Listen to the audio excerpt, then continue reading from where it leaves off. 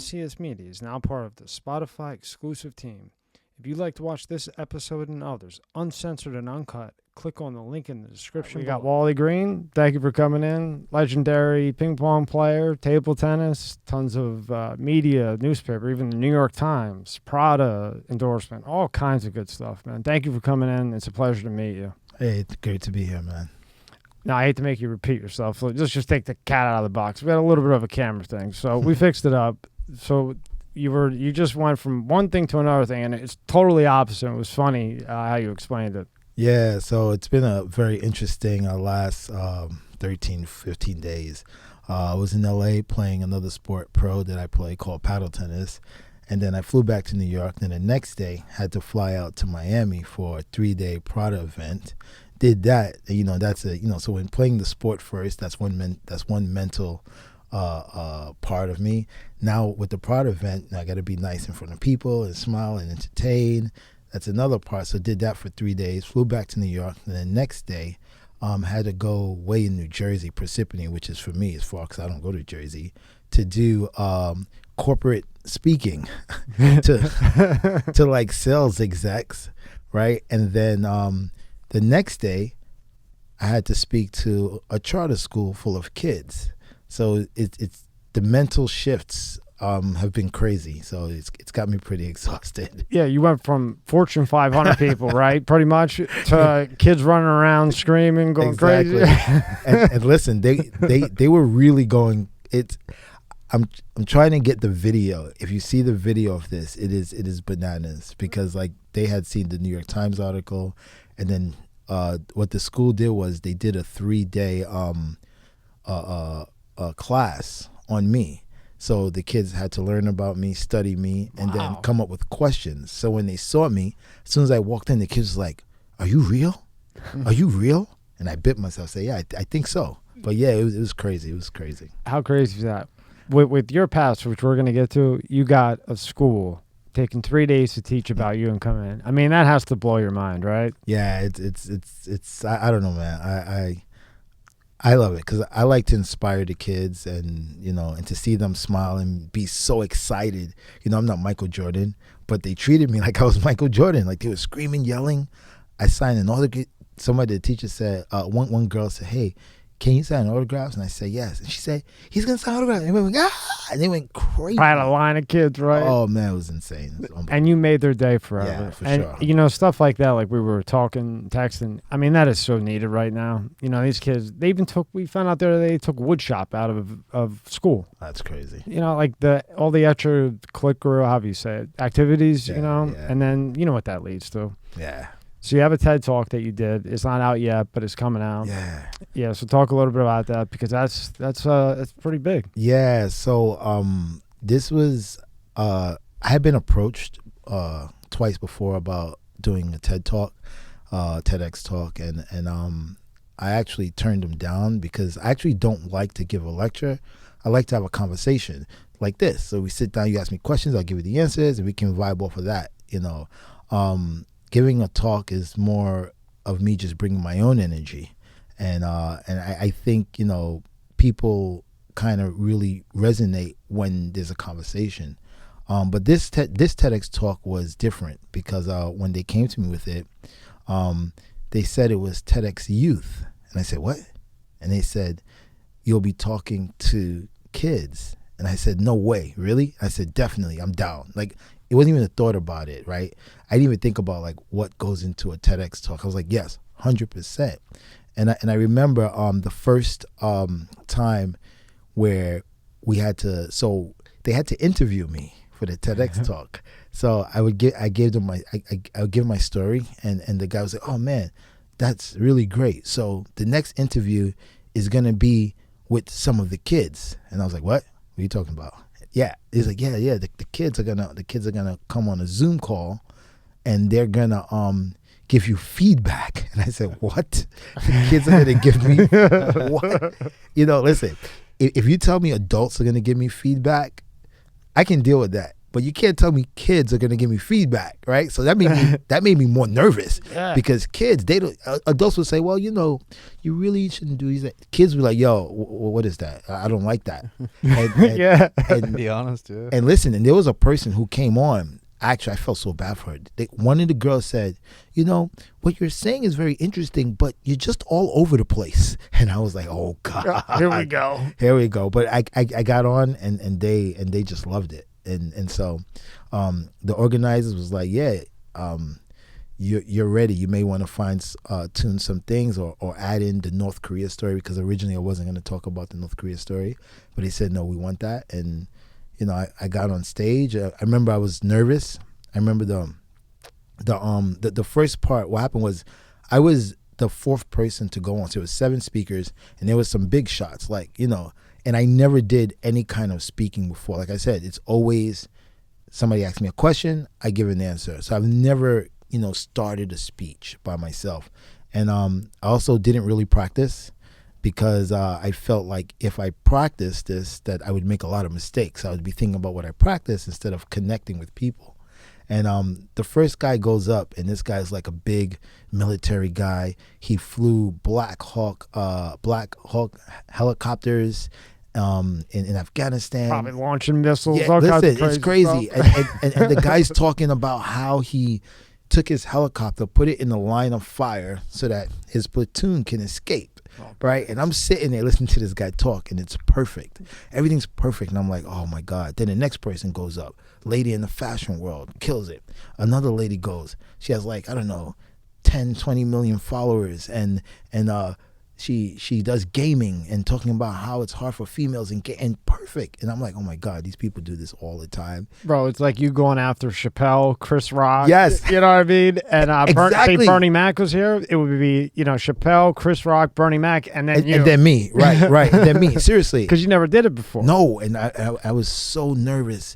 I was like, yo, this is crazy. And then it didn't really hit me until 1 minute before I had to go on.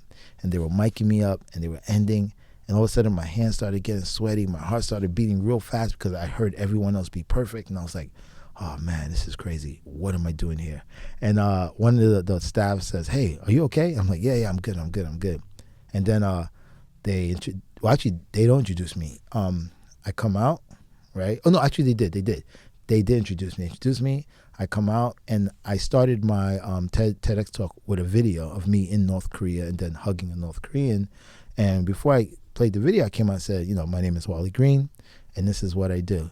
Video played, and all of a sudden, I felt like I was in a ping pong tournament, like big tournament in China, where now, okay, the nervousness is done. Now it's time to get down to business. And I did, and I killed that talk. I killed it so bad that actually it was held in a charter school in Brooklyn, a pretty famous charter school, and killed it so, I won't say bad, killed it so great that they asked me to do the graduation commencement speech. So I will be doing the graduation commencement speech. Yeah. You know what I like about what you just said? Even after all the champion stuff, the legend, North Korea, you still got nervous. Yeah. So that tells me, just you as a person, you're still grounded. All the stuff that happened, you're still Wally. That's Wally. Yeah. You know what I mean? Yeah. And here's your TED Talk up here. They got that up there on TED.com. You can find it. You just search for Wally Green. And you said it's coming out soon, right? Yeah. They said either this week or next week. So I really can't wait to see it, because I surprise myself. Really, I tell you, I don't really surprise myself a lot, because I know what I'm capable of. But this really surprised.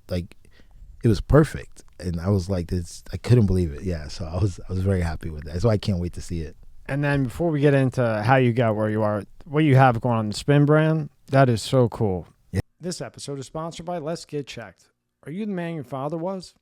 Recent studies have shown that men's testosterone levels are dropping substantially since the 1980s at about an average of 1% per year. Low testosterone can have all types of health effects. It can affect your muscle mass, memory, mood, sex drive, you name it. And yes, low testosterone is more common the older you get, but can affect men at any age. So let's talk about today's sponsor, Let's Get Checked. They're a worldwide leader in at-home testing kits, and their male hormone test lets you easily test your testosterone levels at home. You can order a testing kit that will be delivered to you in a discreet packaging with next-day delivery. Once your sample arrives in the laboratory, confidential results will be available to you in your secure online account within 2 to 5 days. These results are reviewed by a clinician, and a member of Let's Get Checked nursing team may call you to review your results. Let's Get Checked laboratories are CLIA approved and CAP accredited, which is the highest ranking levels of accreditation. So, if you want to test your hormone levels without having to leave your home, visit trylgc.com/MSCS. Special offer for MSCS media viewers. Use promo code MSCS at checkout and get 30% off your test. The link is in the description below at the top. This podcast is brought to you by Monster Energy. Tear into a can of the meanest energy drink on the planet, Monster Energy. It's the ideal combo of the right ingredients in the right proportion to deliver a big bad buzz that only Monster can. Monster packs a powerful punch, has a smooth, easy drinking flavor. Athletes, musicians, co-eds, road warriors, metalheads, geeks, hipsters, and bikers dig it. You will too. Monster Energy is more than just the green OG. Monster has Monster Ultra, Juice Monster, Monster Hydro, Rehab Monster, Dragon Tea, Monster Max, Muscle Monster, and many more. Buy on Amazon, buy on Walmart, or go to monsterenergy.com and believe me, you'll find a place. Unleash the beast. Monster Energy. Yeah. I mean, pull up tab 2, Rob. I mean, that is awesome. And you have 9 locations on the website. It's 7. You popped up 2 and didn't even, you know. So explain everything with this, because Wally, this is just really a cool thing you have going on here. Yeah, so Spin is our company, and it's a restaurant, bar, ping pong, nightclub, social club, great food, great people. And what we wanted to do is we wanted to take the sport of ping pong, which is a really serious sport. Like, it's very serious. At times it's not fun, and we wanted to make it fun for every single person. And how do you do that? You give them great atmosphere, you give them great food, great drinks, great people. Look, that's awesome. Yeah, and you have super amazing events, and it just brings people to the sport, and that's, I mean, I can't begin to say enough about it, but yeah, it's an idea that really worked out, and people love it. So say me and Rob want to go to Philly, right? Yeah. Because the one you opened up in Philly, you open up. How do we do it? We sign up, we book it. No, you just call me. I just call you. Then I'm gonna reserve the table for you in Philly. And then when we come in, what happens? Take me through what happens. So then, you know, I'm better than him. Yeah, I'm not good. So then you'll walk in, and the front desk will greet you, and then they'll say, do you have a reservation? Because a lot of times it's by reservation. If you're a member, you can reserve tables, but if you're not a member, it's walk-in, right? And they'll ask you, do you have a reservation or not? And you say no. Oh, actually, you'll say yeah, because it'll be under my name. You'll be like, yeah, I'm on Wally's table. and then they'll escort you to the table. They'll give you a server. So if you're ready to order food or drinks, they'll bring the food to the table that you're at. And one thing that's really great about us that a lot of people started copying is that you don't have to pick up your balls. So there's balls all over the place. Balls are everywhere, and we have people who pick up the balls for you, and they pick up, put it in your little can thing, and you'll always just have like you're at the balls. driving range, Yes, right? Yes, exactly. Same type of thing. Yes. What an idea, right? So you get food, good food, drinks, hang out, DJ, the parties, whole 9, everything. Yeah. And you plan to expand it even more? You got 9 now. Yeah, I mean, we're always looking to expand to new locations, always. I mean, the most recent one is Boston, and Boston is super beautiful and, you know, super nice. I haven't even been there yet because I've been so busy, but I definitely need to get out there. We're always looking to expand, always. Other than New York with that, which one's really popping? Because New York, you're from New York, so. I think all of them are popping. Chicago, Philly, DC. You know, Boston now is popping. I was just gonna because that area, that Boston, that area is really Seaport District. It's a really like happening kind of new area, and it's really popping. So I actually want to get out there soon to go check it out. Yeah, my friend lives there. He said they're really remodeling a lot of areas out there because a lot of Boston took a shit for whatever reason. I don't know. But then while COVID happened, then you even expanded this more. Go to tab 3, which what'd you do with the COVID? Kind of an off umbrella of what you were trying to do, but you couldn't do it because of COVID. Yeah. So when COVID came around, we partnered with different restaurants and created a takeout. So we survived on takeout. That's so cool. And this is it here, right? No. Oh, actually, this is something else. Oh, I didn't even know you did that. Oh, so this right here, okay. So, when COVID was really hitting hard, a lot of the healthcare workers, just first line workers, they worked really hard. Without them, I think this COVID thing would have been way worse. Like they took care of stuff. They made things happen. And we're talking about frontline workers, even the delivery guy. Like that's a frontline worker, right? Because you couldn't go anywhere. That guy would, put his life on a risk and go bring your food to you. So I decided I wanted to do something really nice for all the frontline workers because, that job is extremely stressful, and it was really stressful then. And I felt like, I want to give them even if it's 30 minutes of time that they don't have to think about the stress of what they're doing. They could just take their mind away, play ping pong, have fun. I can talk about North Korea, whatever you want to talk about, something funny. But even for a short time, if they can just get that little break, I think it would be beneficial. And so I decided I would come up with free lessons for frontline workers. And that's this, right? Yeah, That is so cool, man. Yeah, yeah. And you know how many people committed suicide, depression, divorce rate over COVID? Yeah. And when I saw this, I was like, I didn't really realize that it was part of the COVID, but then when I kind of looked at it, I thought maybe. That's awesome. And what a move, huh? Yeah, that's awesome. Keep everybody, their minds moving, because you guys, how is it now there? Are they still doing, are they crazy? It's, no, now in New York, things are back to normal. It's very back to normal. Like we're very busy now. We have tons of corporate events now. It's almost like corporate said to everyone, hey, we want you guys back in the office, so we're going to give you parties to bring you back in.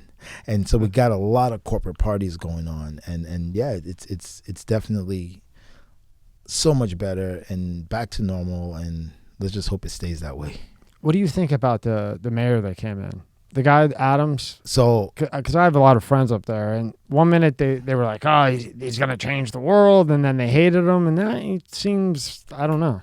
Yeah, I mean, I know him personally, actually. So I don't know if you know the guy. His name is James Altucher. No. So he's a very funny guy. Rich, super rich guy. Really, really cool. Super nice guy. I actually met him. The way I met him is really funny. He came to the club looking for a lesson, but he was looking for a lesson to get me on his podcast. Oh, shit. So that's what happened. He came to the club looking for a lesson. And so I was teaching this guy, a lesson. And then he was like, yeah, I got this podcast. And then I was like, yeah, okay, let's do it. And then, and he's interviewed everyone, like all these legends in sports, all these legend people.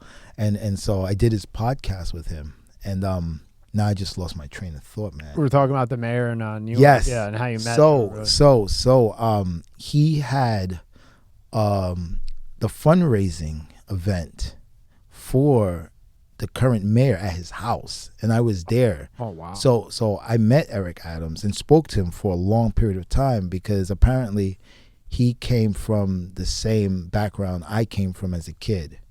So, we spoke. But I also know his opponent, as I know Curtis Lewa. The reason why was because I was on Curtis Lewa's talk show. So I know both of them. I put you in an interesting situation, buddy. I actually know both of them. Yeah. And I mean, I don't know, man. I think everyone tries to do the best that they can do. I think in the process of trying to become whatever position they try, they might say some things that maybe are not going to happen.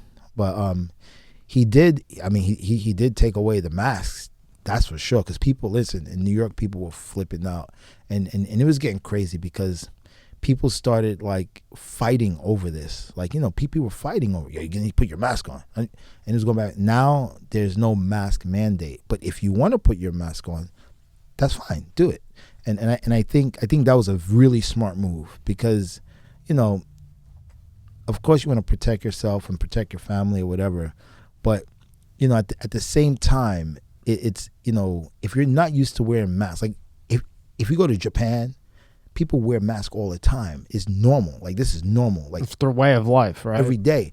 But we're not used to that, and I think it kind of did something to society. Like, it made us, I mean, not to see someone's face is crazy. Like, if I'm talking to you, a lot of times I take people to be angry or upset because I can't see the rest of their face, right? So I might now get angry and upset. And meanwhile, the person's not even angry, right? So yeah, so I mean, that's a thing that I really like that he did was, you know, get rid of the mask, man. Just get rid of it. But if you want to use it, it's no problem. Yeah. So now there's no fight anymore and there's no argument, right? I'm not going to say, oh, why are you using your mask for? And you're not going to say, hey, why are you not using the mask? So I like that. I like that. He's doing good. He's doing good. And, you know, a lot of times with him and others, you don't know who's behind them. Right. You know, so he, whoever it is, they may have a good idea and have good intentions, but then there's 37 other people behind them that are paid by this person or that person, then Right. block everything. But then all the blame goes to one person, whether it's deserved or not. Yeah. You know, who the hell knows? But that's just how that kind of stuff works. So That's true. You know, it's just like, it is what it is, and just hope for the best, I guess, right? Yep. So I just got to show you off real quick because, I mean, to make the New York Times in your, you know, genre is very, very impressive. And then we'll get into, you know, all the good stuff. But how did the New York Times come about? Oh man, I mean, that is fucking huge. Wow. It's crazy.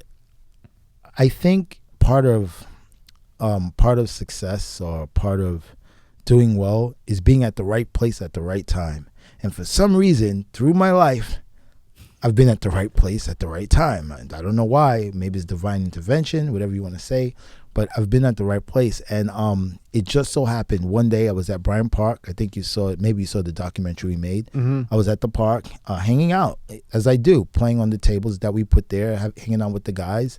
And someone had mentioned, oh, there's this lady. She works for the Times. But I really didn't pay that any mind.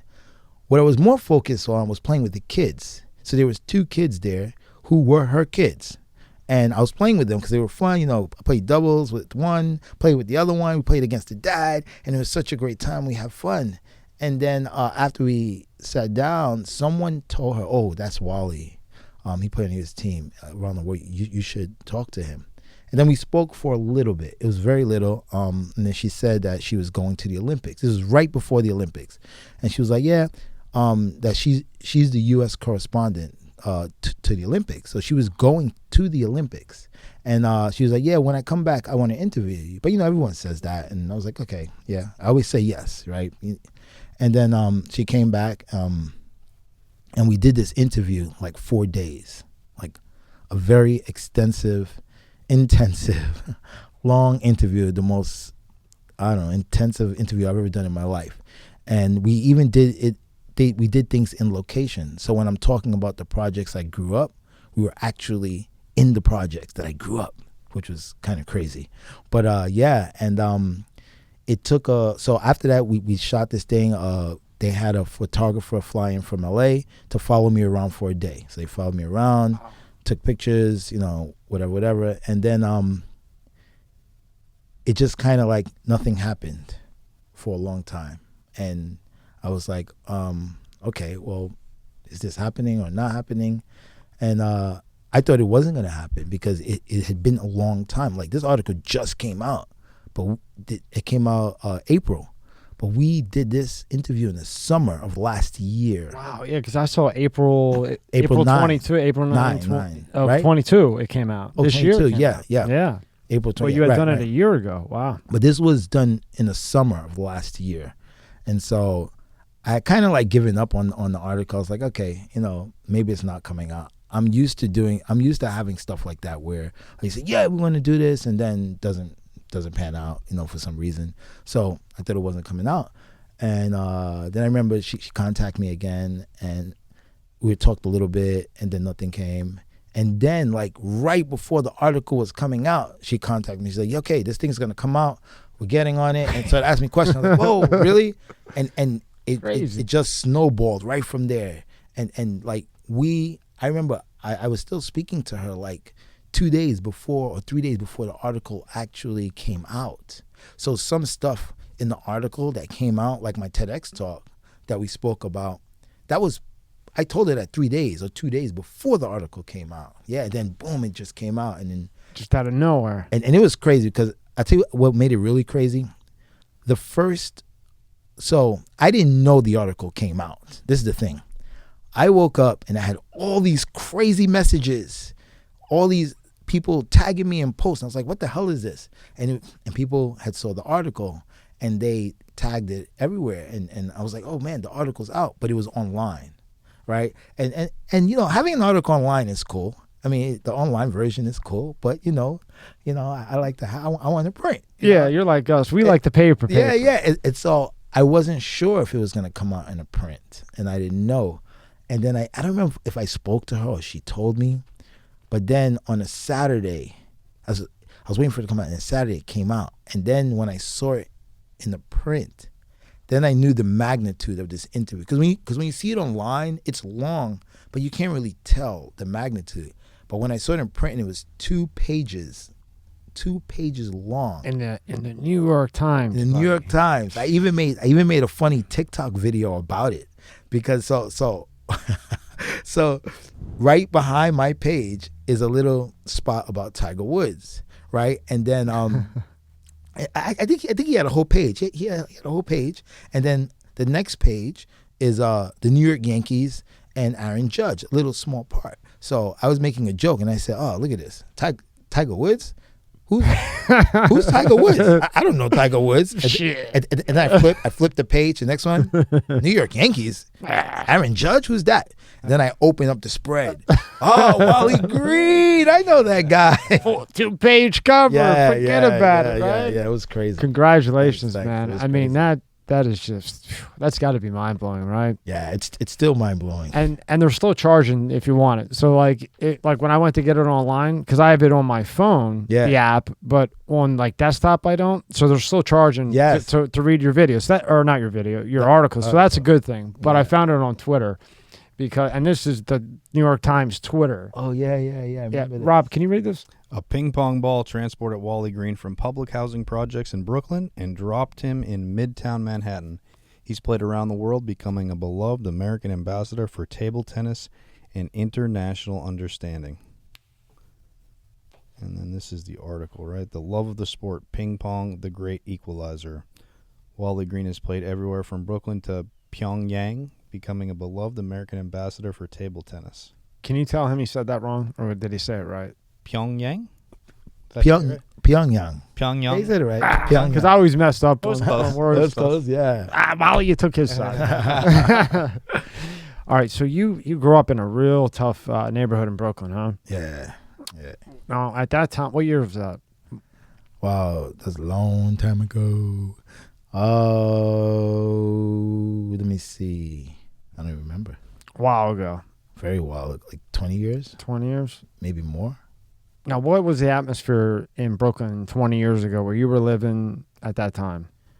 Yeah, so I grew up in Marble Projects, and my mom and my dad divorced at I don't know, maybe one, because I don't have a memory of my mom and dad together. So I think I was probably, maybe at 2 you might have some recollection, but I have no memory of my mom and dad ever together, ever. Me neither. So, mine broke up at 2.5, and I never remember them together. Oh, yeah, see? Never. Not one time. So probably around that age, it has to be. And my mom married another guy who was an abuser. Like, he used to choke my mom, beat my mom. If you ever see the movie Ike and Tina Turner?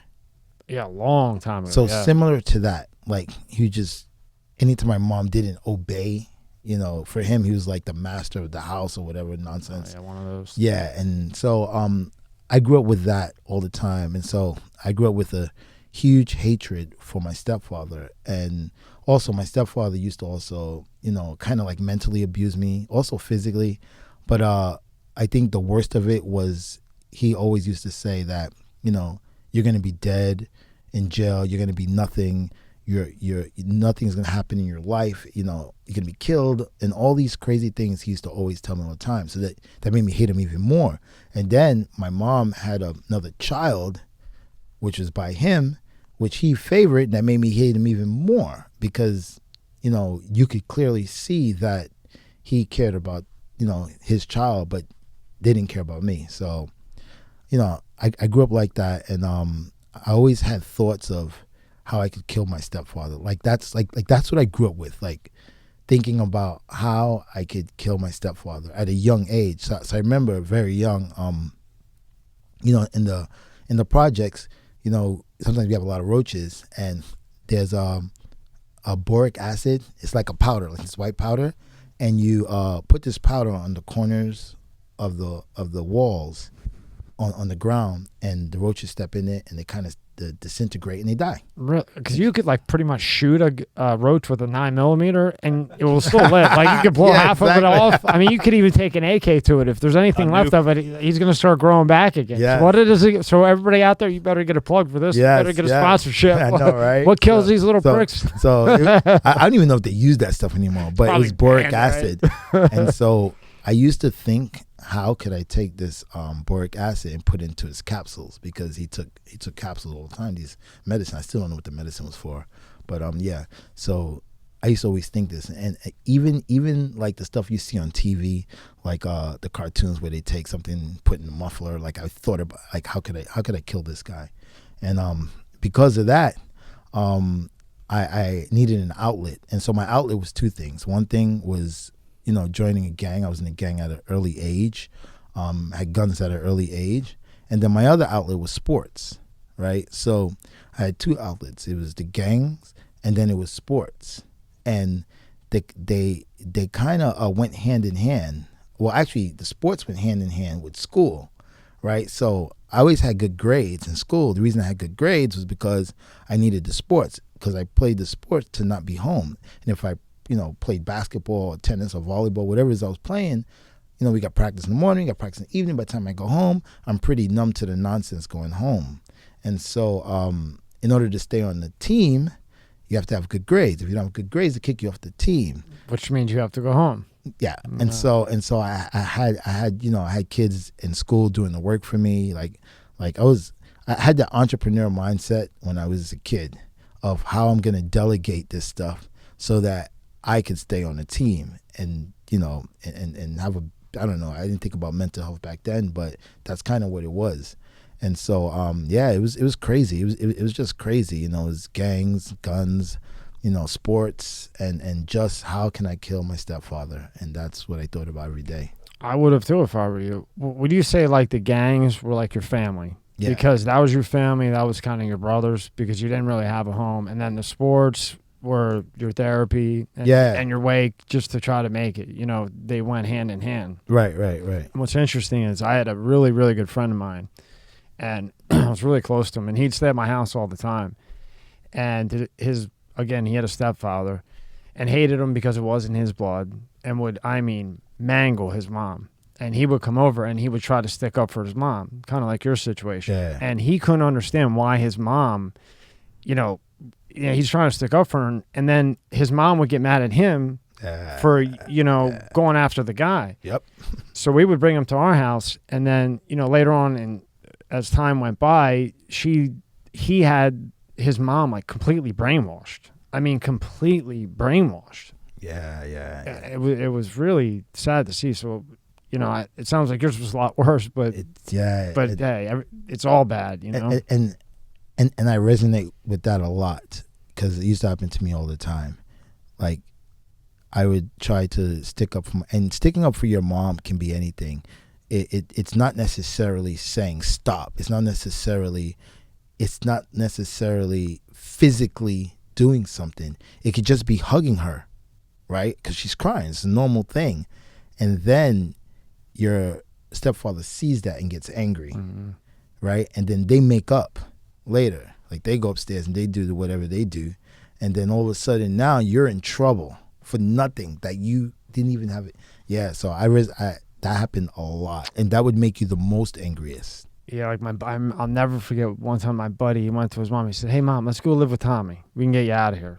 And she went nuts. And hey, can you come pick me up? You know. And then when they would like feed him, his son would have a full plate, and he'd have like a chicken nugget. I mean, it was sick, man. It was really sick.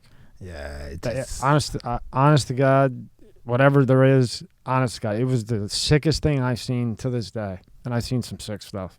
Yeah, I'm just thinking, oh man, So, there's a story that I don't talk about so much. I probably spoke about it maybe once or twice. I don't even know if it's in the New York Times. It might be, but there was an incident where I got sent away for 2 years. So I got caught with a gun in school, and instead of doing a lengthy time, they convinced the judge that I would go to boarding school, and I'll go boarding school in Africa. And the crazy thing about it is it only worked because what? I had good grades. The reason I had good grades because I was delegating my shit to other people. And so oh boy. Yeah. So that's where this is headed. so all of that worked out, and I did go away. But I came back because when I was there, I went to Africa. I was fighting people there because, you know, I was already messed up kid, and then people were like, "Yeah, you're not the real black. You eat butter." And I'm like, "What you mean? I don't even like butter, bro." But they were trying to say I was soft, and so like I spent a lot of time fighting there, and then I joined some. First, I joined this Boy Scouts thing, and I remember I punched someone in the head, knotted up. And then after that, I joined this thing called Man of War, which was like the closest thing you can be in like the craziest army ever.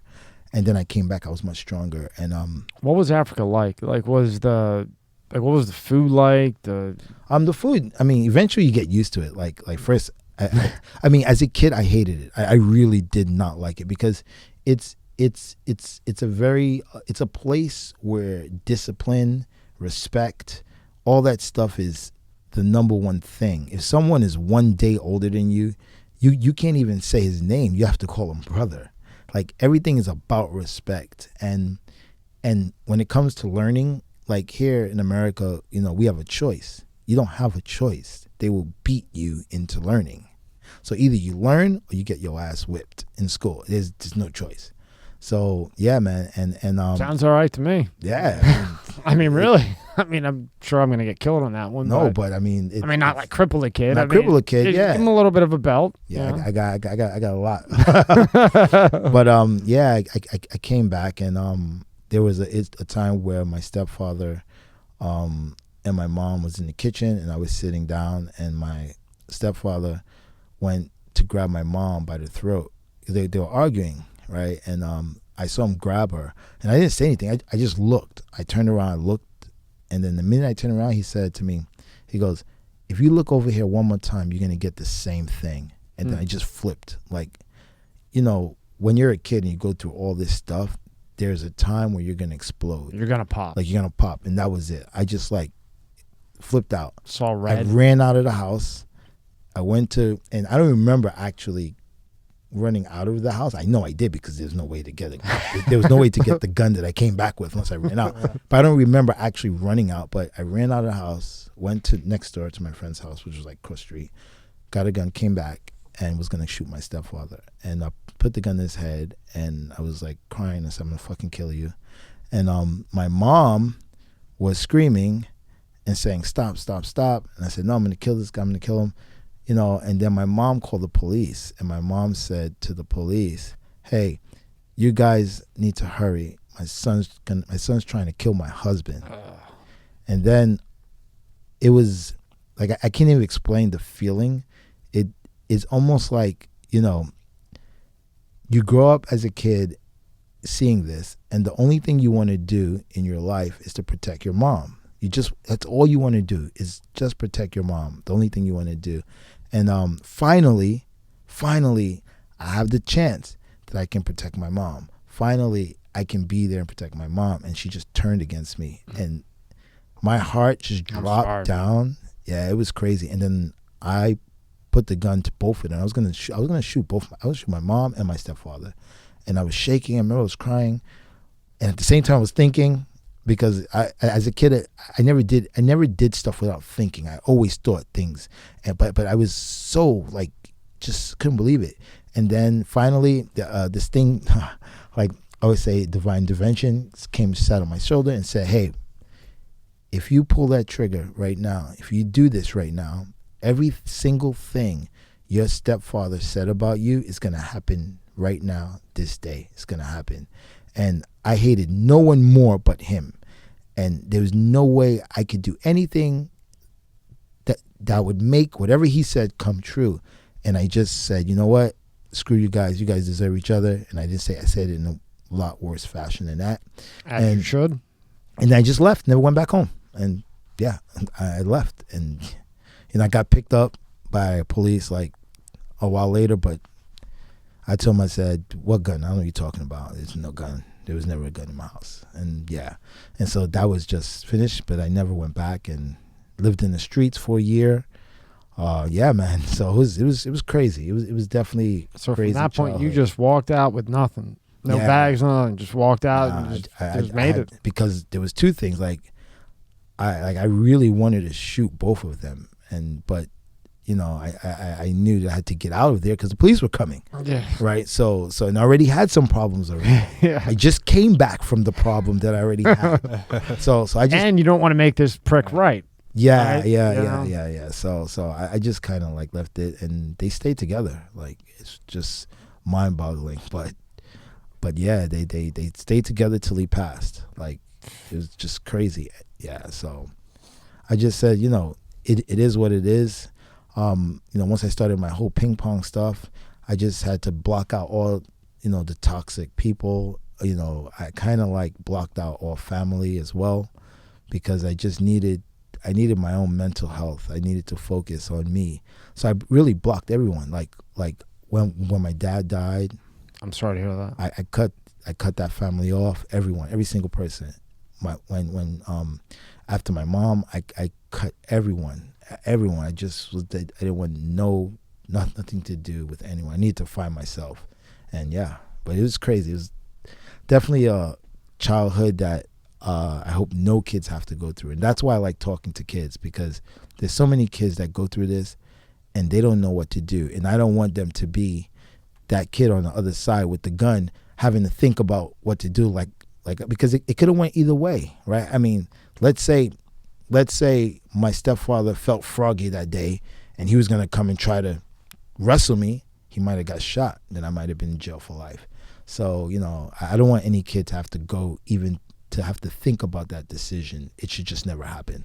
And a lot of times, especially now, I think kids that are going through that, they go to school, high school, middle school, and they're not going to tell anybody because they're embarrassed. No, I never told anybody. I never told anybody. The only people who knew what was going on was the people that was in my gang.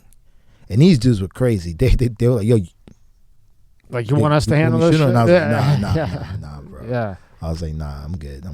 But you know what I mean? Like, so kids, they're not going to come out and say no. So that's why it's so important for you guys. And we had Sean Green, and he's like a choreographer for a lot of like, singers and stuff. Yeah. And he's doing that with his dance classes for kids to give them a way out of that. Right. Right. So you don't always have to, go tell everybody, hey, this, that, the other. And then everybody looks at you like you're that oddball, and then that just makes it even, that now you're even more depressed. Right. Because because what happens is, you go and you tell somebody. Let's say you tell the teacher, right? So if you're growing up in an abusive family, and now you decide, I'm going to go tell my teacher, right? What's your teacher going to do? Your teacher's going to tell authorities. What, right? That includes PCW, that includes ACW, whatever you want to call these people. And guess what they're going to do? They're going to come to your house, right? Now, depending on how old you are, how it can be worse for you, because what's going to happen? They either going to take you out of your home and put you in the worst place than you were to begin with, or the abuser is going to go like this, button up, exactly, and look like Mr. Perfect, and this is perfect, exactly, right? And it's going to make you look bad, yeah. And then the abuse is going to get worse because you weren't supposed to go tell anybody and you did. So yeah, it's tough. So now you're homeless for a year. I assume you're hanging out with your brothers in the gang Yeah, and stuff like that. A lot of hanging out. Yeah, I mean, where else are you going to go? And at the time, they're your family. Yeah. You know, I completely understand it. Like, 100%. So within that, at this point, when do you find tennis? Oh, Table ping pong. tennis, You ping can say pong. ping pong. Yeah, I feel like that's a You know what? disgrace to you if I say ping pong. Hey, hold on. We're going to break it down. Yeah, break it down. Let's take a second to break this Beautiful. ping pong thing down, right? So, a lot of the pros out there, and I know they're going to hate me for this, but I really don't care. Well, you can beat them all anyway. Well, so. listen. Wait, but hold on. If you can beat them, you can say whatever you want. Listen, and if they know me, they know I don't care anyway. So,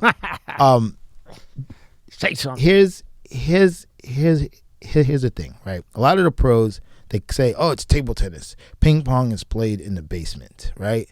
Now, if you go to the dictionary and you look ping pong, you don't see anything where it says it's played in the basement, right? There's a reason why it's called table tennis. And a lot of the pros don't know the history of the word ping pong. So I'm going to educate people so that way when someone says, oh, no, it's table tennis, you can be like, oh, yeah? Well, let me educate you. So the word was always called ping pong. It had different names like whiff waff and some other weird names. But ping pong was a general name for the sport, right? Then Parker Brothers decided they wanted to make a ping pong game, right? Which they did. And then guess what they wanted to call it? Ping pong. And guess what they did? They said, you know what we're going to do? We're going to copyright a sport. That's what we're going to do. So Parker Brothers went and copyrighted the word ping pong. And now the U.S. Association, if they wanted to say USA ping pong tournament, you had to pay Parker Brothers. And they were like, nah, we're not doing that, bro. So we're going to call it table tennis. So that's why the word is table tennis. If Parker Brothers never copyrighted this word, then it would be called table tennis. I mean, it would be called ping pong. Ping pong. Right? So it means no one can use ping pong. Like, not even us. So we used to have a sponsor called Yola. Yola's my sponsor. It's my table tennis sponsor, right? And they used to sponsor our club, right? But we wanted to say New York's premier social ping pong club. Saying New York's premier table tennis club doesn't sound. It throws you off, too. It's like, what? But New York's premier social ping pong club. It flows, it's nice, it's inviting. So we had to leave my sponsor and then go with Stiga, which is a sister company of Parker Brothers. So now we can say ping pong, right? So that's one reason, right? Second reason is very historical moment in America. 1971, President Richard Nixon, America established relations with China through what? Ping pong. It's called the ping pong diplomacy, not table tennis diplomacy. The ping pong, right? Last and final argument, and no one can shut you down for this, right? Love it. Listen, if they shut you down for the first two, that's fine. Tell them, Wally. Tell them. But this one right here, once you say this, they just got to shut up. The number one country in the world, by far, this country dominates the sport 50 million times harder than America dominates basketball. Rules have been changed in the Olympics so that this particular country will not get a bronze medal, right? Yeah, they changed it. Before it was three delegates for men's singles and women's singles. And then the Olympic Committee said, no, you know what? We're only going to do two. Yeah, two, because they can only get gold and silver, but not bronze. Is China. I knew it. Right? I knew it. Now listen, Yep. China has never, ever said the word table tennis. I've never heard it. It's never come out of their mouth. They've always said ping pong. So if the best in the world call it ping pong, if you don't listen to any of my other arguments, the best of the best of the best of the best of the best in the world call it ping pong, then guess what? Ping pong it is. I rest my case. Beautiful. This podcast is brought to you by Liquid IV. This is a product I always use after I run, work out, and do the sauna. It's a great way to hydrate the body and feeling your best self. All you do is 1 stick of Liquid IV and 16 ounces of water. It hydrates the body faster and more efficient than water alone. 3 times the electrolytes as other sports drinks and contains 5 essential vitamins: B5, B12, B3, B6, and vitamin C. It also tastes great. Flavors like watermelon, lemon lime, strawberry, and many more. Buy in bulk at Costco or go to liquidiv.com and use the code MSCS Media, no space, for 15% off.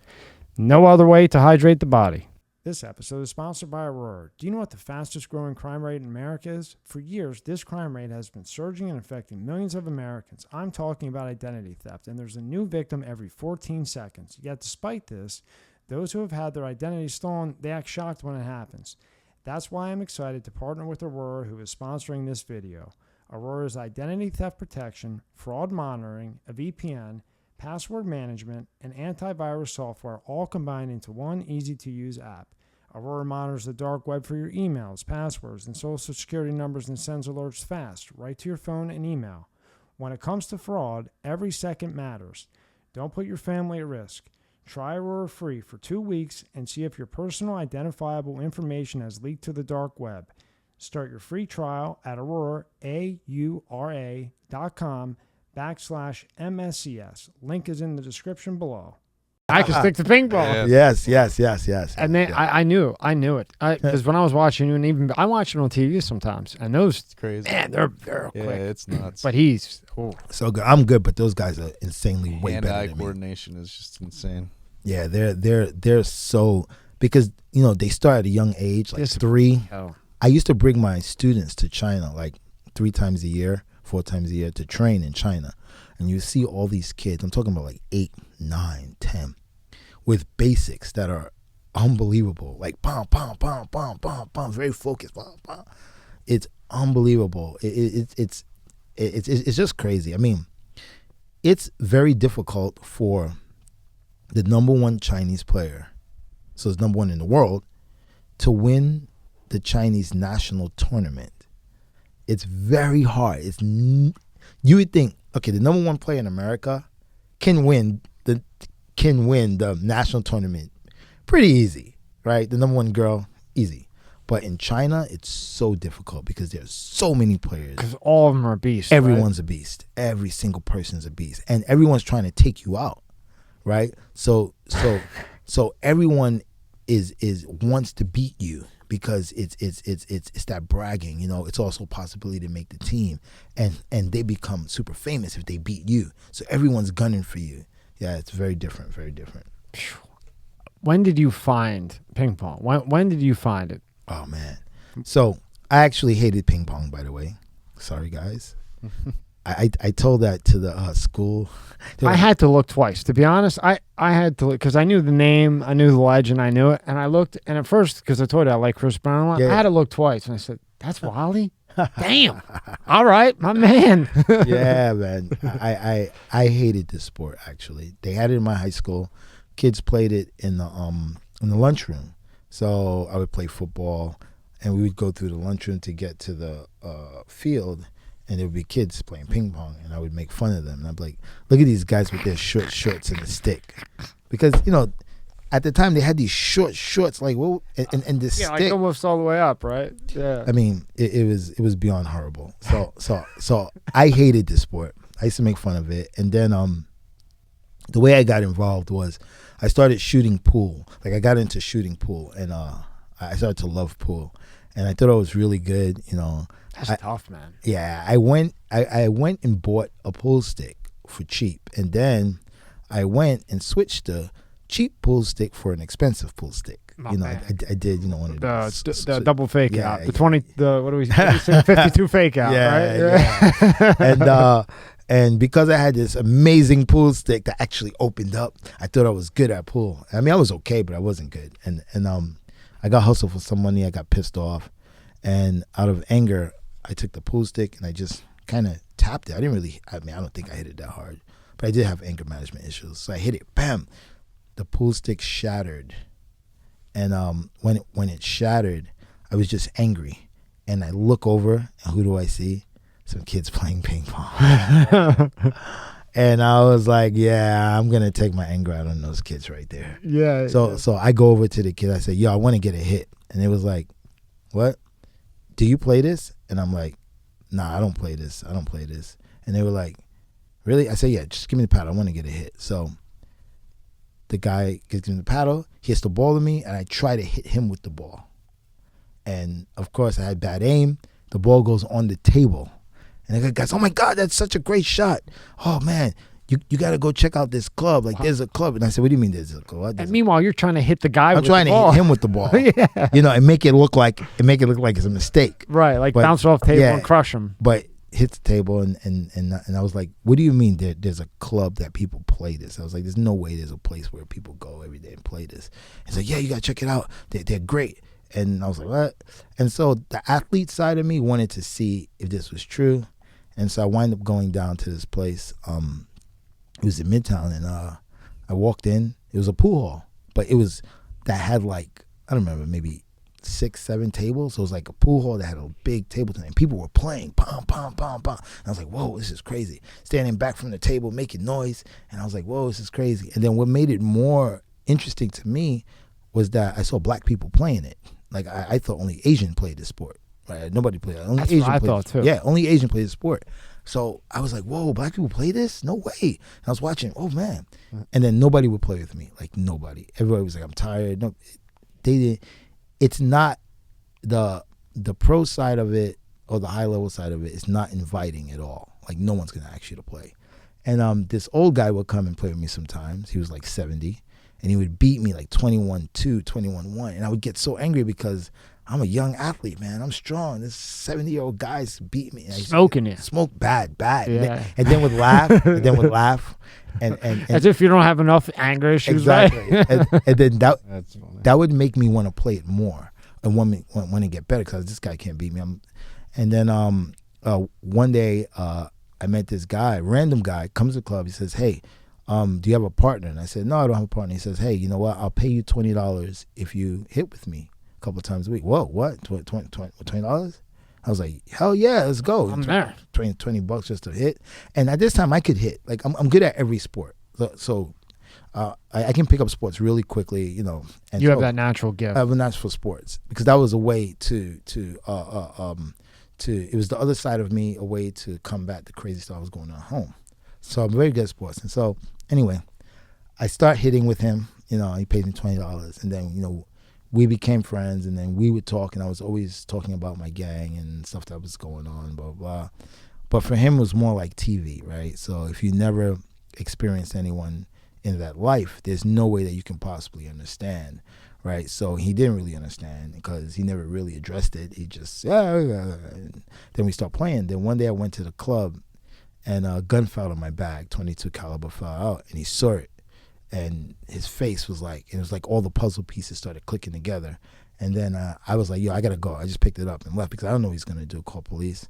And then he wound up calling me like 2 days later saying, hey, are we still playing? And I was like, what? What do you mean? Yeah, okay. It was just weird that, you know, so I go, I play with him. Then he goes, hey, I want to invite you to my house. So he had a house near Hunter Mountain.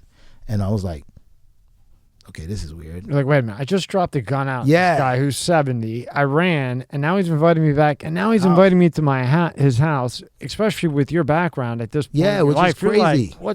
Like, what am I going to get? What am I walking into here? And right? the place, and it I'd was, be thinking cops. yes. That's what I'd be And the thing is, it wasn't like the place he was taking me to was in New York City.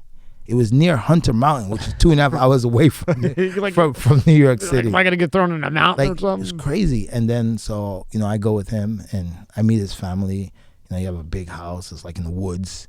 And you know, he has a ping pong table with, you know, that's a half pool table, half ping pong table. And, you know, they do like real family stuff. And I think he was trying to show me what real family was like. And then he goes, hey, I really want to help you out. So I'm going to pay for you to go to Germany to learn ping pong.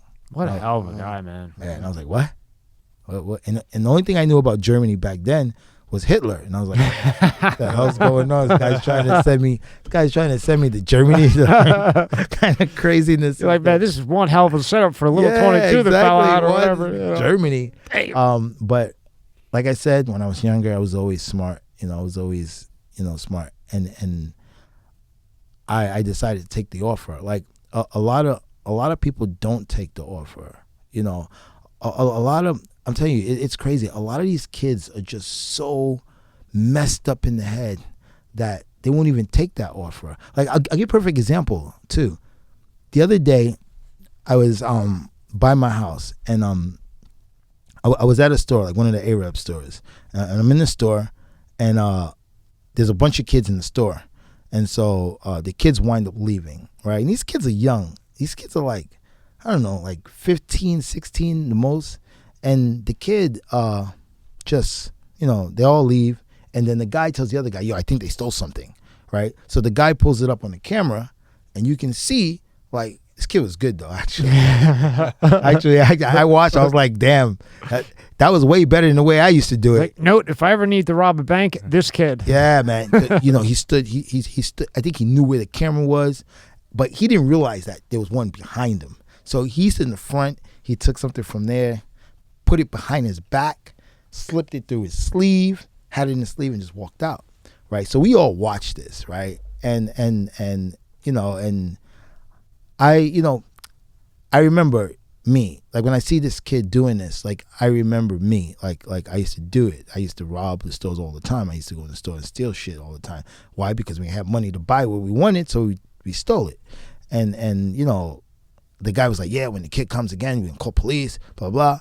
And so I came out the store, and then I saw the kid down the block, right? And so I was like, yo, come on. And as soon as I said him, the kid started giving me an attitude. He was like, who, me?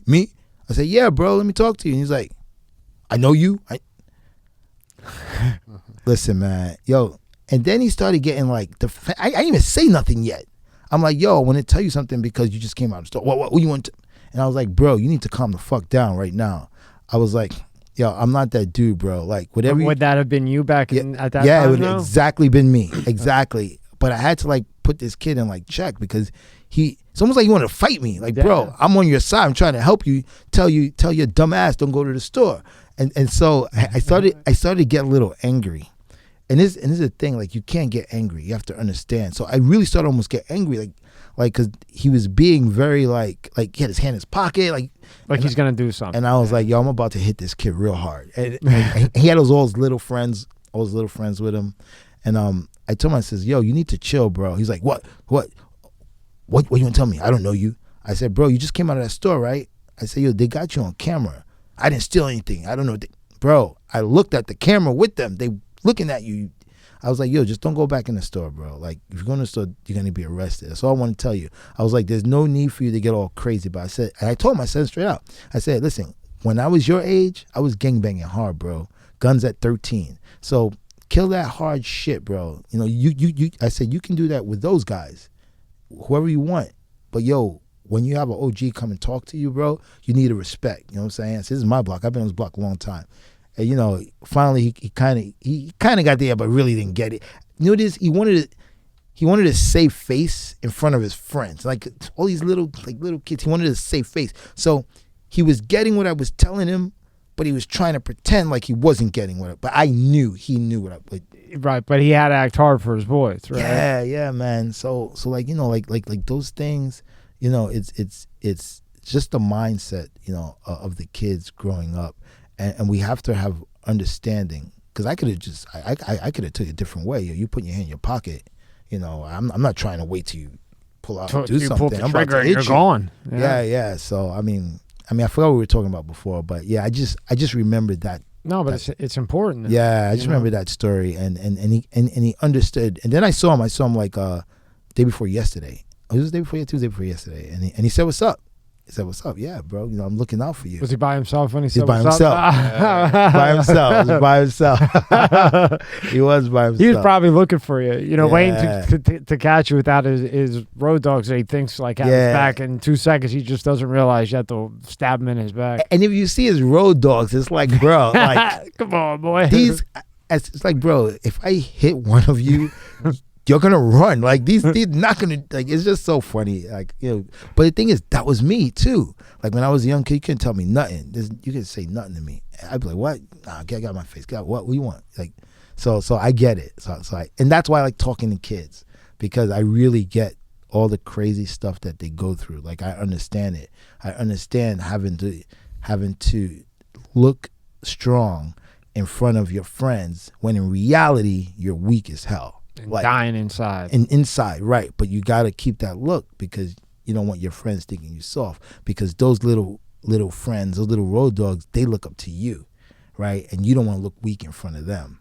But that's how a lot of these kids get killed. And that's how a lot of these things turn really bad. because in real life they're not that person. Like in real life, that's not you. It's just a front. It's just a front. Yeah. So yeah, it's crazy. But it's a great thing that you went up and you talked to him, you know, because you don't know. That might have changed the kid. Maybe he's probably still hanging out with his buddies, but you might have niched him a little bit. You know, it took you a little bit too. You had to, you got to niche a little bit. Or at least don't go back to that store. Yeah, at least don't go back to the store, buddy, that you're going to get arrested. You're going to get arrested, 100%. You know, check the cameras better. You know, when you're ready, go Wally, right? Too funny, man. So how was Germany? How was that? Because now you meet this guy, you know, you don't know why, you know, I'm putting myself in your shoes and I'm thinking like, why would this guy do this for me? Like, why in the world would he do this? Then you do it, you accept it. And like you said, nowadays, you know, kids don't accept opportunities because they don't need to. You get a trophy for everything. You want an iPad. Yeah. You know, oh, you don't want to go to school? It's okay. No problem. And then it's the other thing too. They don't accept it because they don't think they need the help. Oh yeah, that's so like I could do it myself. I don't want you to do it. They're better than that, right? Yeah, exactly. But yeah, man, this guy, you know, sending me to Germany was really interesting because, you know, just because I went to Germany doesn't mean I wasn't this, you know, angry, violent kid. It wasn't like a lot of people when I tell a story, like it's not like I changed overnight. No one changes in 2 seconds. I went there as the same violent, crazy kid that I left, you know. And Wally, am I right? I would think that also going to Germany, a place you're not familiar with, you're even more ready. Oh yeah, you're even more ready to go. Yeah, because I didn't know anything about this place. I don't know these people, you know. And I remember, like, you know, in the first maybe 1 or 2 months, I had a really hard time because, like, I wanted to be angry and I wanted to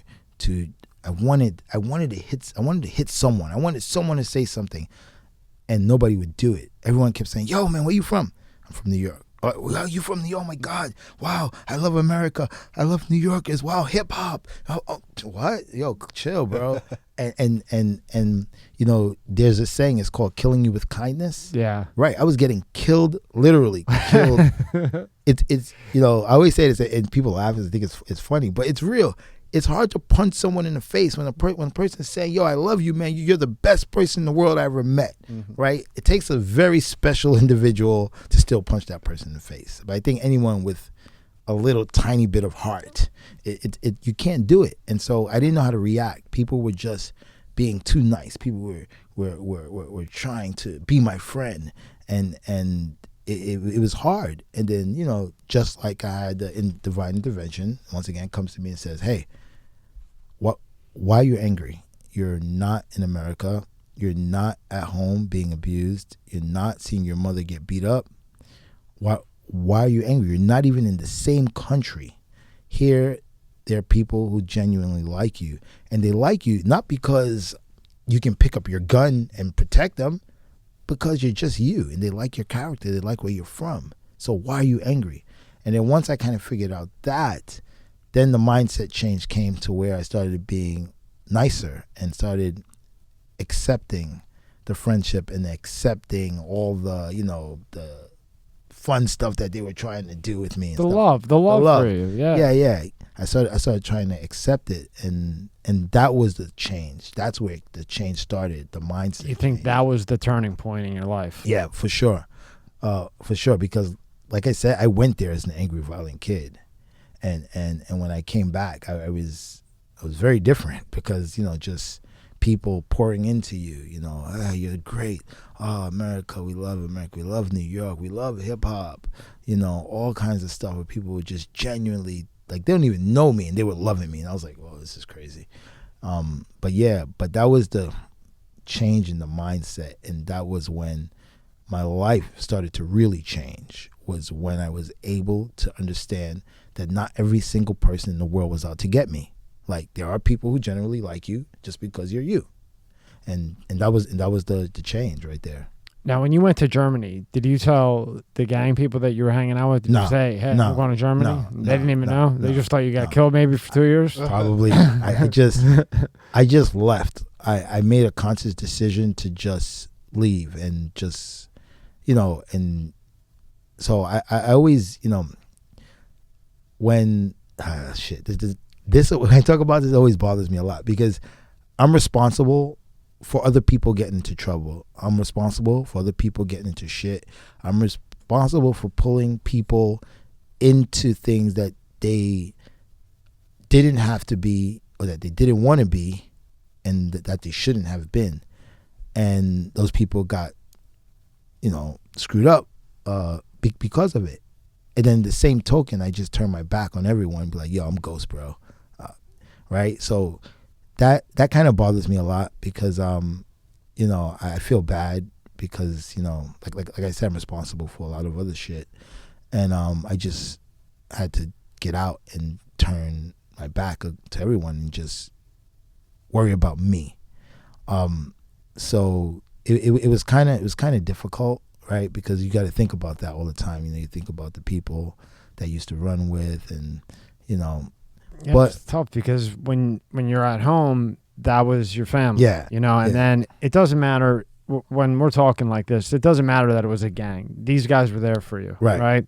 When your family was having tough, they were there for you. Exactly. I know a lot of gang guys, and look at me, and they're cool to me. Yeah, as long as you respect gets Exactly. respect, and they were there for you. So even though you're going, you're bettering your life, of course if you have any heart left, right, you're gonna think about your boy that was there for you, that you Exactly. could tell somebody to, that isn't gonna be like, oh, you're a little, you're weak. Like you could talk to him. You know? Yeah. But I had to make a decision because I knew that if I kept contact, that no matter what I did, I would be back in the same spot. I knew this. Like it couldn't have been any clearer to me that I knew at that age already, like, yo, if this is where you're at now and this is what you're doing. And if you keep contact, then you're going to die. You're going to be dead or in jail, because that's where I was going. And you're going to go right back to where you was. So I had to just literally just like cut every person off and just really focus on bettering myself and really focus on doing well, and not and like I said, I hated my stepfather so much that there was no way I was going to be like him, and there was no way what he said was going to come true. There was no way, even if it meant having to leave everyone behind and focus on myself. And that's why I did it. And I never regret it. I never look back, because I was definitely going. It was not going to be good. And I'm sure it was like this for a while. So if somebody's watching this and they're in a situation like you were, they have a way out, but they have their brothers. What's one thing you could say that maybe we'll get to them, like, this is what clicked? Like, I know it clicked. Like, if I go back, I'm going to end up dead or in jail. Yeah. Okay. But like a general thing, what would you say to somebody, like, just get out of that, from Wally the legend? Man, it's so tough. It's even hard to tell people what to do in that situation. Like, I would never tell anyone, just get out of it. Just like I would never tell anyone, don't join a gang. Like, I can't say that because I did that. But what I can say is that, think about the decision that you make and how it's going to affect you in the future. It's most important. I mean, the most important person is you. It's yourself. And if you're not around to do anything, then it's just a waste.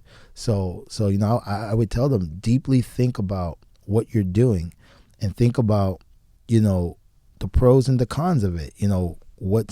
Where can this possibly take your life as opposed to something else, and really deeply think about it and be true to yourself. Like, don't lie. Sometimes people lie to themselves All the time. Right. We all do. I think we all do. Yeah. But in this case, you got to be true to yourself, and you have to understand that, hey, this could be taking me down a path where I won't be here next year. Or I won't be here in the next 2 years. And if that's the way you feel, then you need to get out. Right. So that's advice I would give, man. It's just to really deeply think about, what can possibly happen, Yeah. And you're a prime example. New York Times, all over the world, boom. You did Yeah. it. Anybody. So if you can do it, maybe it's not ping pong, whatever it may Right. be. It could be anything. Anything. It could be anything. No. So now when you're playing in Germany, how good are they in Germany? Oh, so the school that I went to was a sports school, and the sports school had the best of every sport. So there was basketball, there was tennis. It was a sports school, and all these kids, they lived in the school. So everyone was good. I sucked, but everyone else was good. Everyone was good because everyone had been playing a long time. I just started.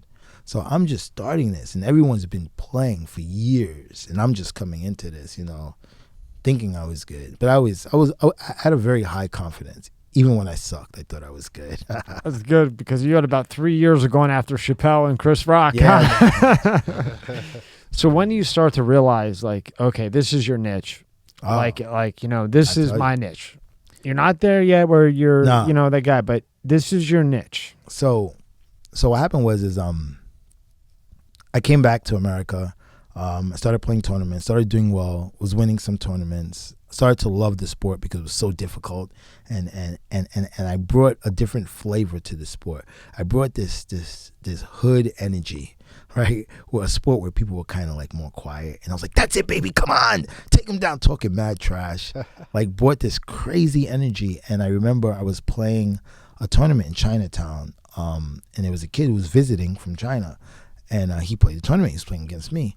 And as we're playing, the kid was like, "Yo, Chole!" Yo, what was this kid talking about? Like, bro, what is going on, right? And I didn't know these terms because I didn't play that long. And he was celebrating his points. And I was like, what? I'm going to celebrate too then. All right, you want to do this? So every time I made a point, I was like, "That's it, baby. Take him down. Send him back. I'll be start talking mad trash. And Rockstar Games happened to be there at the time. And Rockstar Games heard this craziness going on, like, "Whoa, who's this guy making all this noise?" And and it came up to me and says, "Hey, we're from Rockstar Games." And I was like, "Yeah, Rockstar, I know it. Grand Theft Auto." I played it like crazy. They're like, "Well, we're interested in making a ping pong game. Would you be interested?" Yeah. Before they even said no. Like immediately, Rockstar Games for free. No, seriously. Yeah, hell listen, yeah. I had no money in mind. In mind. I was like, yeah.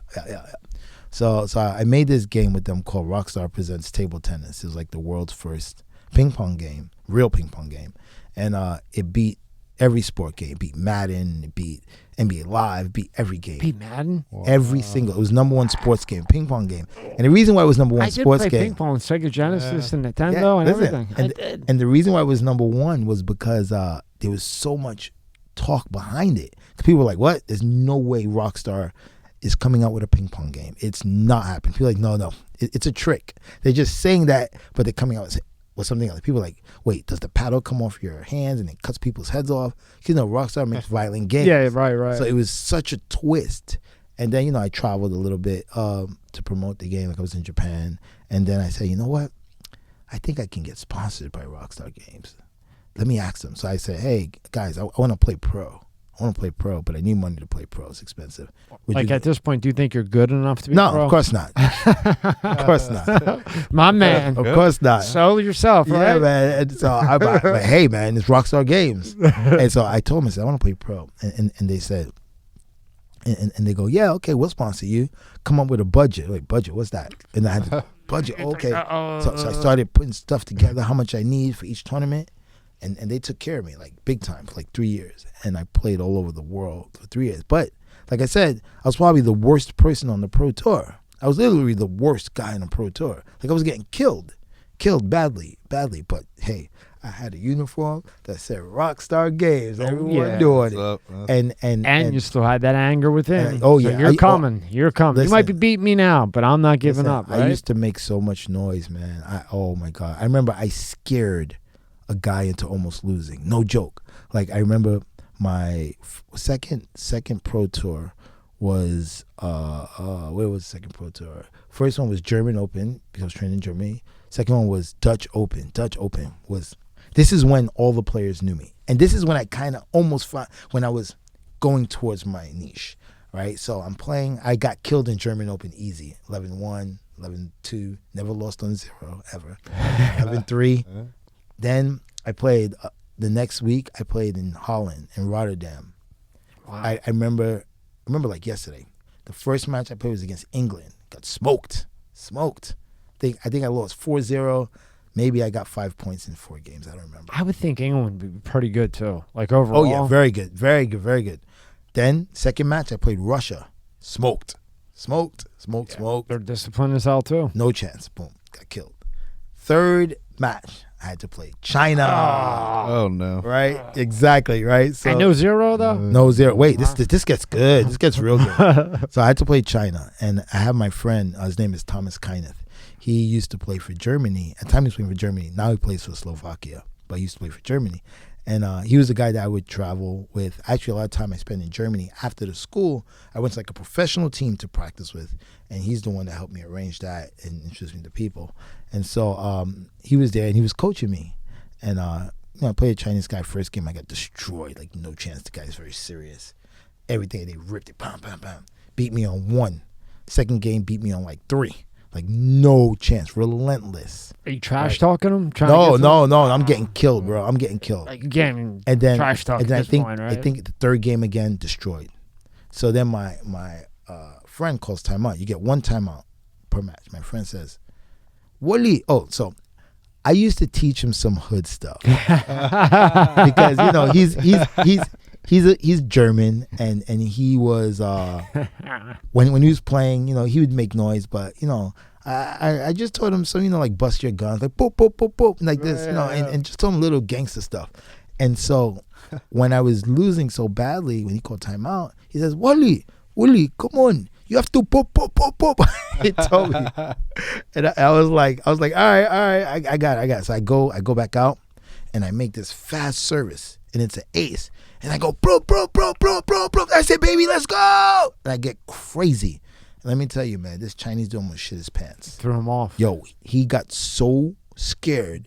I think he was scared of me, period, that I wind up winning the game. Like, wow, American guy just started, black dude from New York City. Just beat a Chinaman? Just beat a game from China. Whoa. And everybody was like, whoa, this is crazy. We play. So guess what? I won another game. Yo, check this out. It's 3-2, right? And this is crazy because this is when everyone in the world start to know who I was because I was so loud, making all this like, let's go, right? And this guy's, it's not even I'm on the same skill level as this dude, but I'm in his head. And sports in general is also mental. Well, right? think of Jordan and all the trash he talked. Oh, yes. Kobe Bryant at 19 went up to Jordan. Remember at the All-Star game? Yes. Yeah. At center court, he goes, I'm better than you. I'm going to beat you. To Jordan in his prime at the All-Star game. Kobe Bryant's 19. They're only playing him 14 minutes. He walks up to Jordan and said, remember? He says, I'm going to beat you. Yes. And Jordan was the biggest trash talker ever. And then so was Kobe. He wouldn't even give we were talking about this yesterday. He wouldn't even give the ball to Shaq unless he boxed out. It's true. Yeah. So, the mental aspect of it, I was in this dude's head. This dude was like literally scared. And then the score was, I remember exactly, it was 3-2 for him, 9-6 for me. 9-6. This is an American black dude who just started playing ping pong. And at the time I used to do hip hop. So I was the rapper. Like I didn't even belong playing ping pong. I was supposed to be rapping somewhere. And these Chinamen are probably like, who the fuck is this? Wait, that part's coming. So it's 9-6 for me. I got 9. If I win this game, it's 3-3. It's crazy, and everybody's watching now. All the top players in the world, like everybody's coming down and see everybody's this. like, what the hell's going on? And so the Chinese coach called a timeout. I bet he did. And my German friend speaks fluent Chinese. He spent a lot of time in China. And the Chinese coach is just yelling at this kid, saying that, I never saw this guy anywhere. I never saw him in my life because no one knew me. I just came on the scene. They're like, I never seen this guy from anywhere. If you lose to this guy, you will never play in this country again. Wow, screaming at the kid, right? And so me, I made a mistake, and this is a mistake that a lot of people make. There's a term: if it's not broke, don't fix it. And I tried to fix something that wasn't broke, and the energy that I was using, I told myself, hey, yo, you can win this match, man. You got to calm down. It was the dumbest thing I ever did in my life. It was so stupid because I couldn't win the match. You can't win the match. The guy's better than you. So stick with what's working and stay. And I didn't. I tried to calm down because I really wanted to win the match. And I wound up losing. And the guy wound up beating me. Came back. He won 11-9. But he's not hung. That's a no, good thing. no. He might have got hung after that match. He's in China. It was buddy. close, man. Man, he might have been hanging from the Raptors after that one. It was crazy. But from there, everyone knew me. Everyone's like, oh, that's that guy from New York, that crazy guy from New York. Wally, blah, blah, blah. And eventually, like, I just put so much energy into playing, right? All the years that I've played around the world, getting my ass kicked, I always put the energy, and then something clicked. Something clicked. I started noticing that I would lose, but the media would come to me. That's weird. Usually the guy who wins, the TV goes to them and they interview them. They don't interview the guy who lost. Right. Mm-hmm. But they kept coming to me. That'd be like a boxing match, and Tyson wins, Yeah. but they go interview the guy that just got destroyed. Yeah, destroyed. He doesn't know what day it is. Yeah. And then I started noticing, why is everyone just keep coming to interview me after I lose, right? And they were so fascinated about my backstory because, like I said, I was doing a lot of hip hop, and I would go to the tournament dressed hip hop, like I would have my hat on, looking all gangster, and just not conform to what a ping pong or table tennis player is supposed to look like. I just always stayed my authentic self, and I would go and always the media would come to me. They'd write these stories about me, blah blah blah. This guy is from New York. He's a rapper and he plays ping pong. Blah blah blah. And then I started realizing, wait a minute, there's something interesting in this scenario.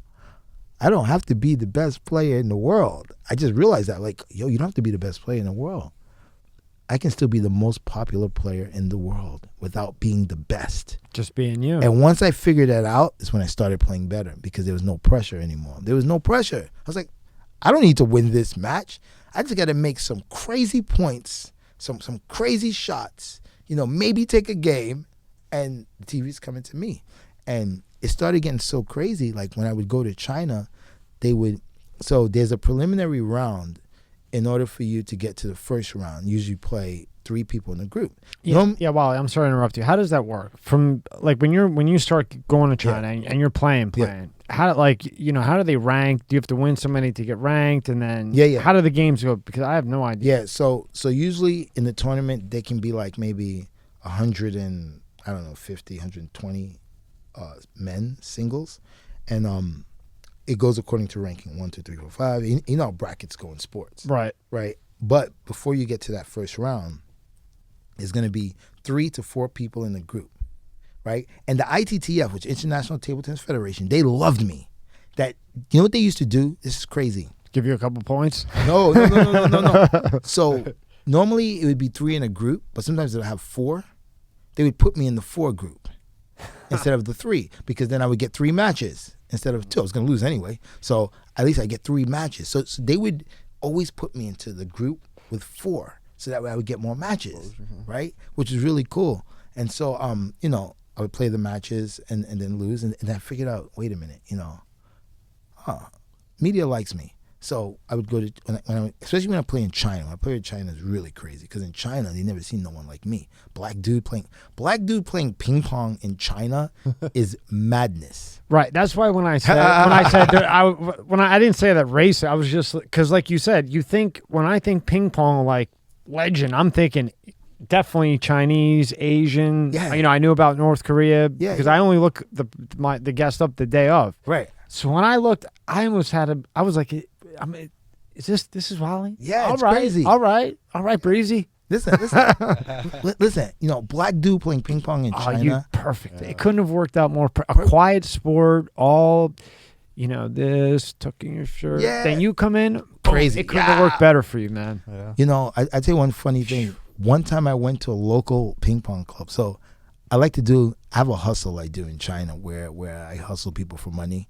And I go to like the local ping pong clubs and pretend I can't play, then, bet the best guy like for money.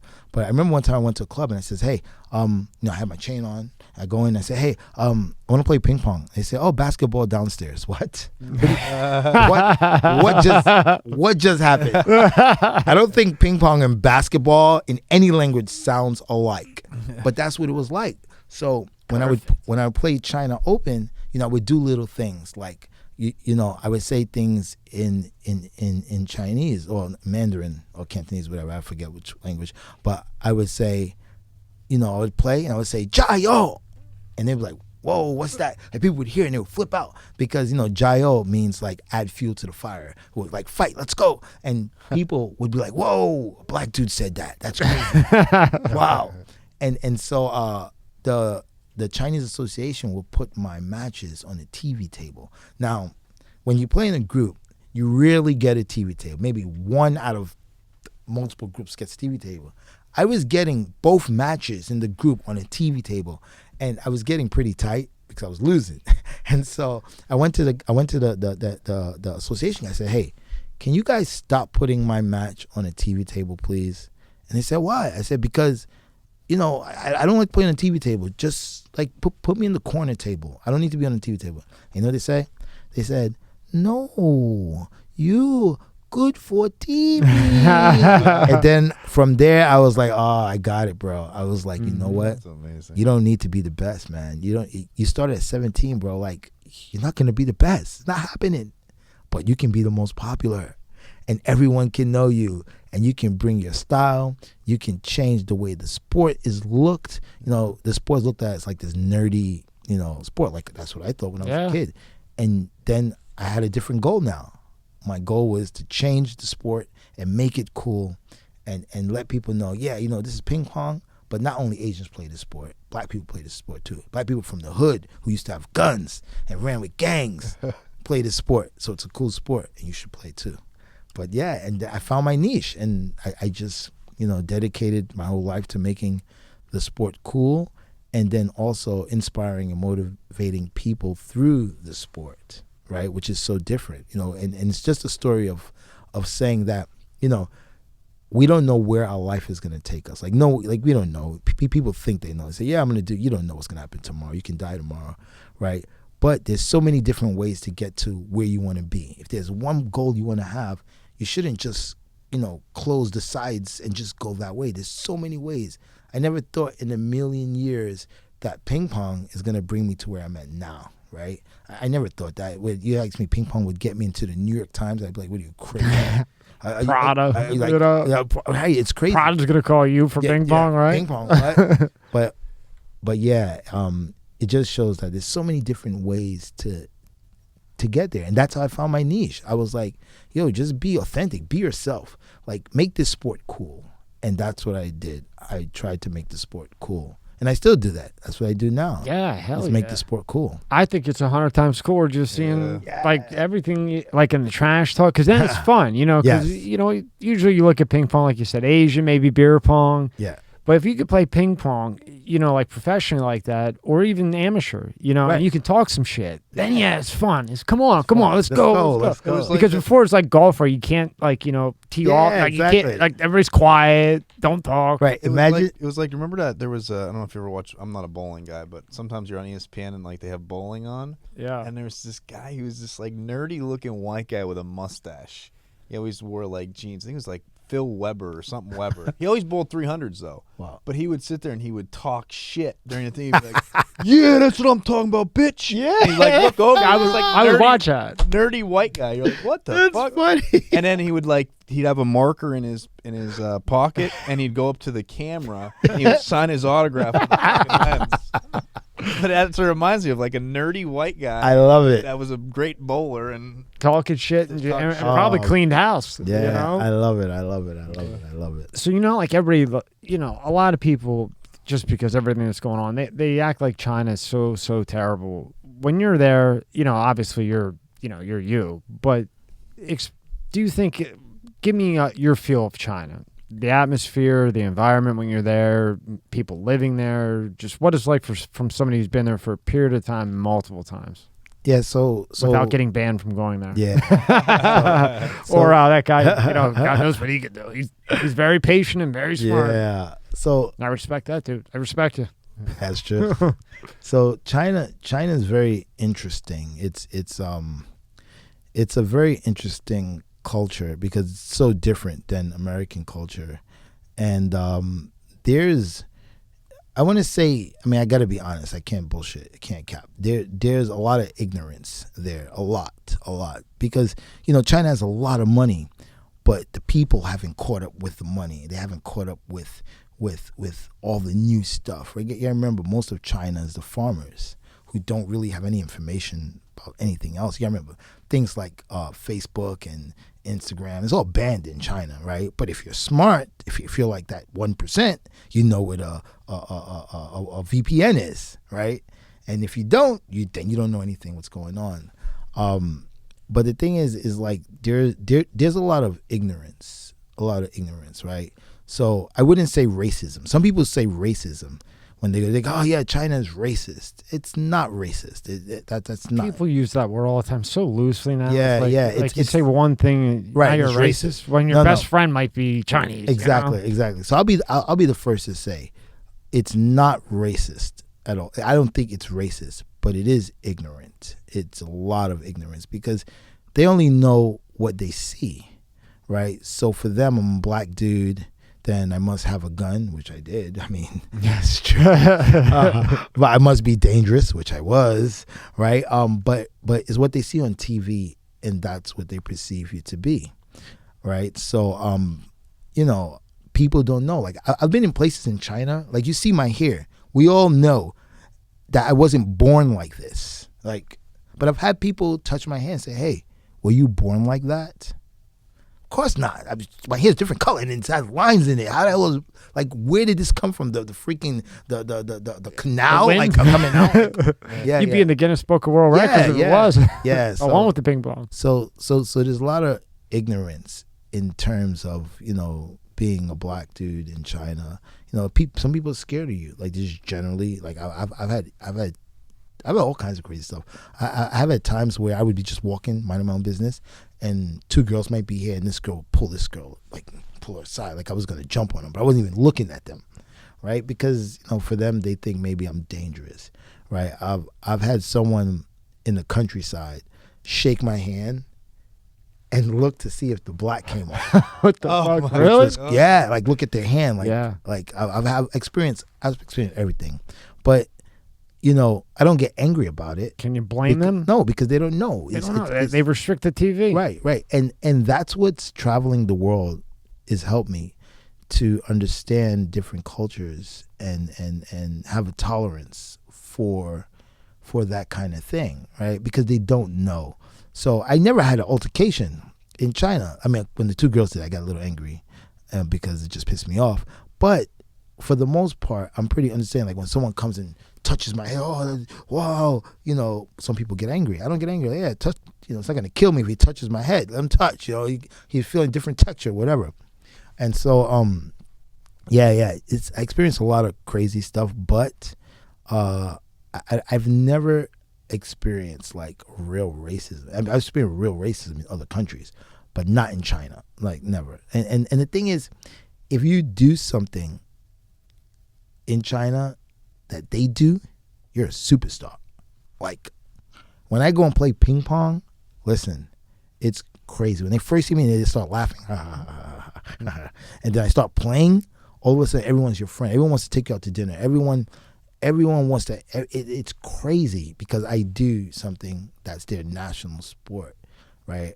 And I've practiced in places where America's not even allowed to go, right? I practiced in Beijing team where that's like national team, in Beida, where national team practice in Shanghai. With the Chinese? Yeah. They let you go there? Yeah, Wow. yeah. Wow, congratulations. And play. And I practice with them. And at first they'd be skeptical, right? But then, I play. And I always I'm very good under pressure. When people think I can't do something, then I really want to show you I can do it. And a different part of me comes out, and then they get shocked. Wow, you know, I've had some people tell me, "You're the first black guy that I saw that's good at ping pong." You're the first black guy that's good at ping pong. So there's two, and you got three. Yeah. But there are others, you know, from around the world. But you know, those guys weren't playing as much as I was playing because I had a sponsor, so I could go to every single tournament. But yeah, man, I mean, yeah, I've always had a good time in China. I like it. It's fun, you know. And if people are ignorant, I just educate them. That's all. I think it's our job to educate the ignorance so that it doesn't turn into racism. It's ignorance that makes racism, and when you don't check it, then it turns to racism. So I'm a big person that checks all ignorance. Like I just check people and say, nope, that's not how it is. This is what this is. I give you an example. Like I do TikTok videos, and one day I saw I don't know, scrolling through something, and this particular girl had made a very angry video about some girl who was like in, I don't know, it was like somewhere in Middle Eastern Europe, some small country, really tiny country. And this black girl was so angry. And she was like, yeah, you see, this is what people think of us and blah, blah, blah. Look, and this is racist. It's just so racist. And what happened was the girl from one of these little tiny countries likes black artists like Michael Jackson, you know, all these famous old school artists, Patti LaBelle, right? And so she painted her face black and she sang these songs. Now, could she sing? Hell yeah. Like she killed the Michael Jackson, she killed the Patti, like she was killing it. Yeah. Right? But the girl got angry because she did the blackface, which is technically racist. But here's the problem with that. This girl lives in Middle Eastern Europe, has no idea what blackface is. She has no idea of what painting her face means.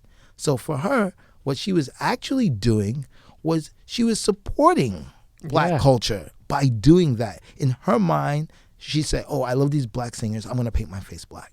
She doesn't know that this is racist, right? Because no one knows this from Middle Eastern Europe. No one has no idea. So I reached out to the girl and says, hey, because it kind of bothered me. So I reached out to the girl because this is how racism starts, right? Because now you're yelling at this girl, cursing, blah, blah, blah, but this and that. And now this girl saying, oh, this girl's racist against me, but not really knowing why she's angry. So I reached out and says, hey, I want to talk to you, you know, what you think. I said, I've traveled the entire world. I've had people say the most craziest things to me, you know, do the most craziest things. But this girl's not being racist. She's actually supporting our culture by doing that. And it's, if you ever want to talk about it, if you ever want to talk about it, we can talk about it. Because of course the girl never answered me back, but I had to throw it out there. And I know she read it, right? And I had to throw it out there because, like I said, the girl was not being racist. She was just really liking black culture. And what better way to show that you like black culture than to like a black person? And that's what was in her mind. And I still don't see what's wrong with it, period. Yeah, you know, but there's a lot of crazy stuff. I mean, it's the history. It's the history of it and stuff. But the thing is, no one, if people don't know about it, you can't get angry. You can't blame them. Yeah, right. And there's no way a girl in Middle Eastern Europe, in the middle of nowhere, is going to know what that even means. So here you are yelling at this girl, and she's like, what? She has no idea what you're talking about. Now you seem racist, right? And then that's how it starts. And then they're both racist. Exactly. And then all her friends are racist and so on. Yep. And I'll make it quick because I've said it many times on the podcast, but I got myself in a situation. The only person I had to talk to was a terrorist. He bombed the Boston marathon thing. Yeah. Now I was talking to him through an event. You know the deal. You know, it was the only person to talk to him in that situation. And for 3 months I talked to him, and I my mind changed about people like that. He was born and raised from the day he came out of that womb. Hate America, blow up America, destroy America, right? He did what he did. He's in jail for the rest of his life. But every day he was just so happy to be in America and would ask for forgiveness. He prayed to, I think he was at Quran, I believe is what it was. And I mean, every day, and he was so thankful for everything here, and he didn't know anything about, America. All he knew was this, Right. Just like relating to what you're saying. And after listening to him, he didn't want out of jail or anything. He was like, I know it's messed up, but I could understand where he's coming from because he doesn't know any better. Right. So if you're born and all you know is that you're here and Allah says, go to America and blow them up. That's all you know. And you think that's all you know. You think that's what you're here for. Right. So it sounds fucked up to say, and people would take it wrong. But when you look further, like you just explained, when you look further at it, look at the core. Right. He was raised in a country where that's all they do. Right. So, yeah, he's in jail for the rest of his life. But look at the human being, too. He's still a human being. Right. Right. And then took a lot of lives and, and that's why he's going to live in hell for the rest of his life. Made in that the little wrong thing. decision there. But you know what I mean? Just in Yeah. relation to, Yeah. that's all he knew. I agree. So now you're killing the ping pong. You got your niche. Talking shit is the way to do it. You're bringing energy, right? What is your favorite country to play in other than China? I would say China just because I look at you as a guy that just loves that challenge. Japan is my other country. Japan? Yeah. Yeah. I love Japan. Japan is super, super fun.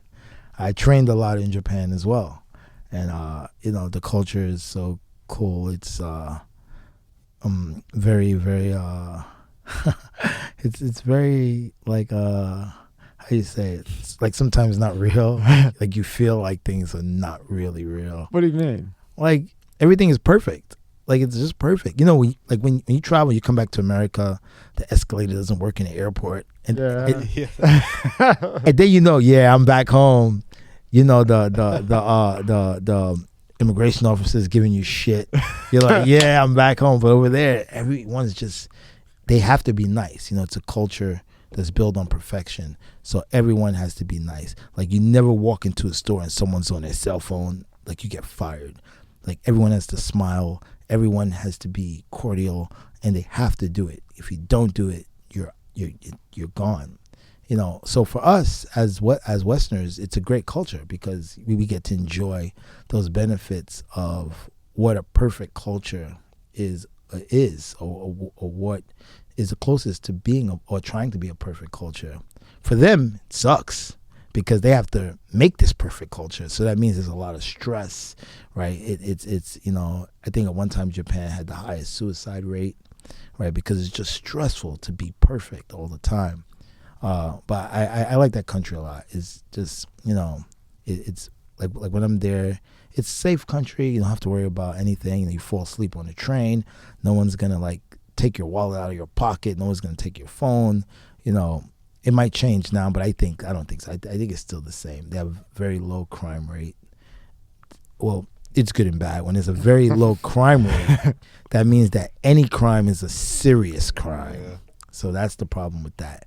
Anything. So if you punch someone in the face in Japan, you can be held 3 months. Like it's no jokes. That's why I tell you, if you punch someone, you better get out of there. If you get caught, you're gonna be full on. Yeah.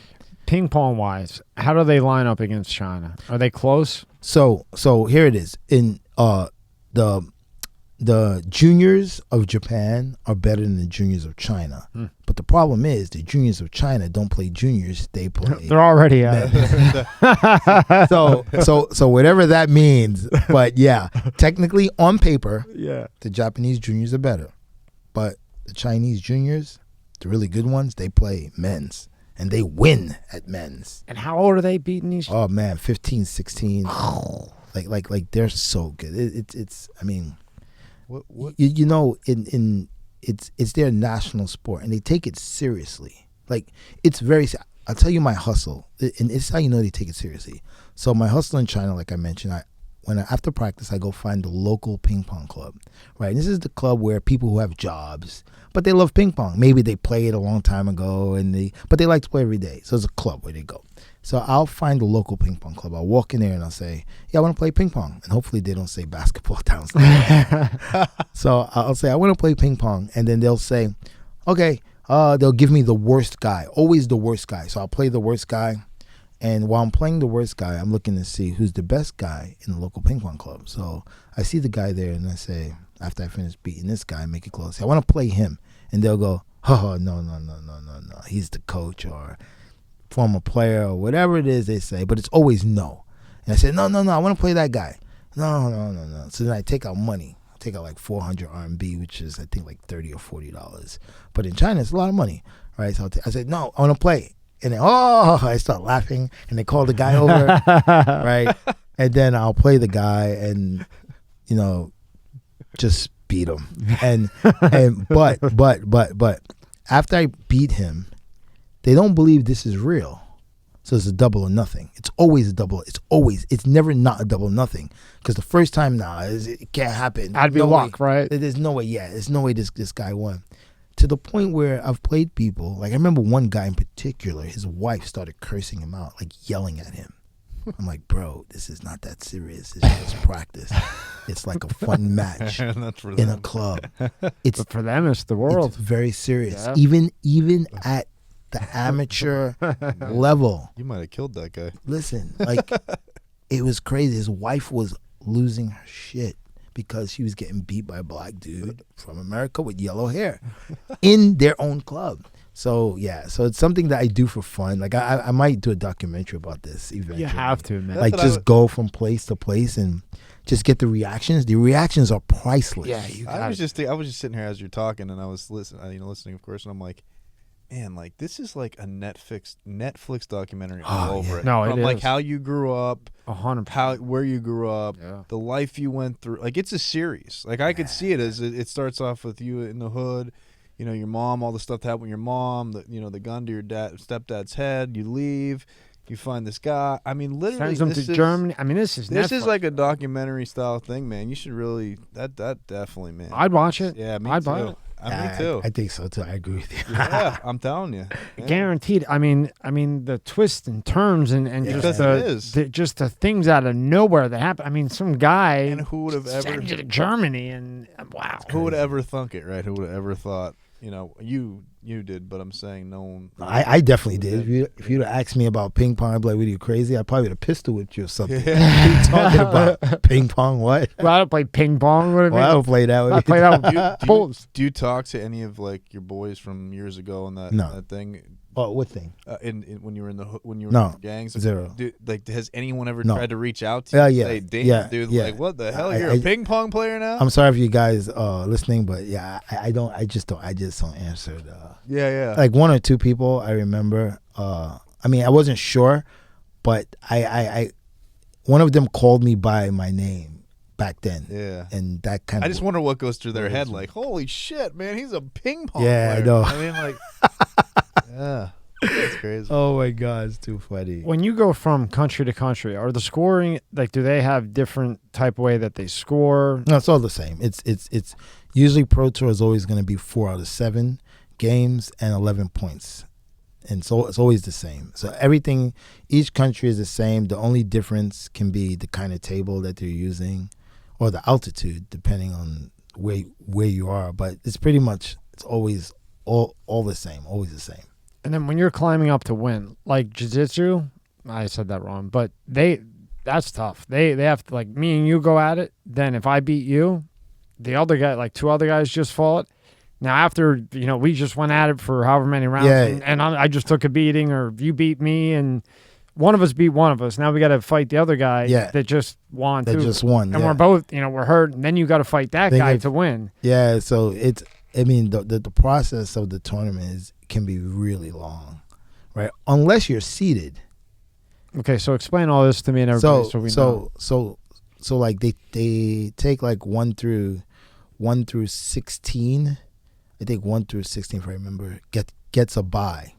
So 1 through 16 is not gonna play that preliminary group round. Like in the NFL, if you have the best record, you get a bye the first week. You get the rest. So 16 people get a bye, right? And now the groups play out, right? So let's say this group has 4 people. One person is gonna come out, and he's gonna go into that group. So that means so it makes it really difficult. Like you got to be so damn good at this sport, because even if you come out of your group, you're playing top 16. So your tournament might end right there too, right? So even just coming out of the group, you're getting into top 16, and yeah, it's so hard. Is it back-to-back games? Oh no. It's played over a period of 3 to 4 days, right? So if you make it, unless you're me, then your tournament ends on the first day. and then you get to party. And then you get to party like the next couple of days. You get to enjoy the country after you lost or something. But what I used to do a lot though, and I think a lot of people had a lot of respect for me, because I really wanted to be good and I really wanted to learn. So in the early days when I was losing, like in the first day, because remember I'm traveling from America to China to play sometimes two matches or 3, and that's it, done. And sometimes you get 3 done. No, normally you get 2 in one day and then 1 in the next day, right? And I would, and if I lose, I would always find someone to practice with. I would look for people to just practice, just hit balls and practice. Constantly better yourself. And I kept doing this, and I kept doing it so much to where the Korean national team asked me to come and practice with them. And I was like, whoa, that's crazy. I didn't even believe it. Like, what? Why they ask me? Like, my friend Thomas is way better than me. All these guys, my friend Thomas was like top 50 in the world. Like, all these guys were great. Why they ask me? Ratings.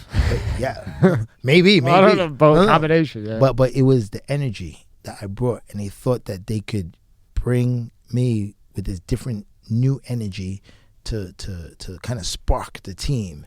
Here we got this American crazy black guy who's going to fight for every single point, and maybe this is going to rub off on the guys who are already good.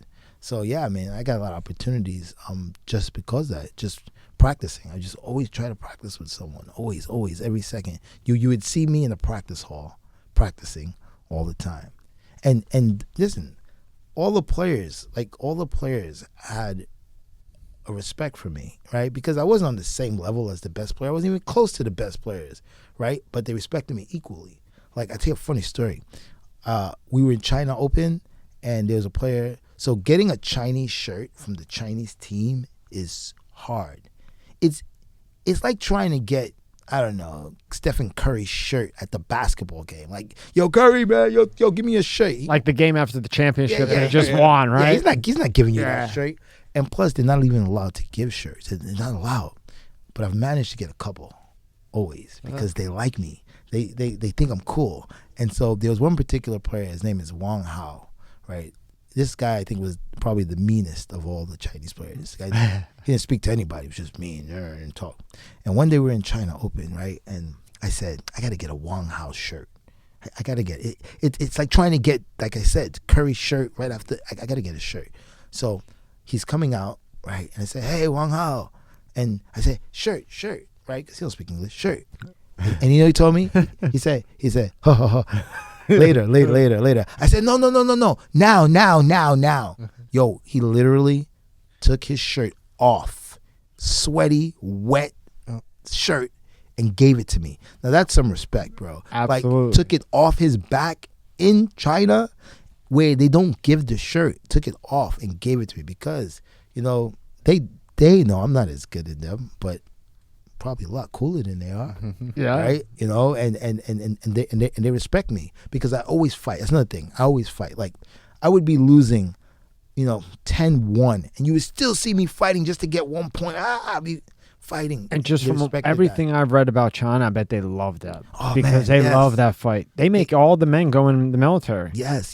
They US better be careful, man. Yeah, listen. They don't fuck around over there. No. And they loved the way that I always fought and I never gave up. It could be 10-0, but I'm fighting to get 1 point. That's why I love Kobe Bryant. He never gave up. Never gave up. Exactly. That's awesome. That's why you got where you're at. Yeah. Do you remember your first big, huge win? Where, it was just like mobbed.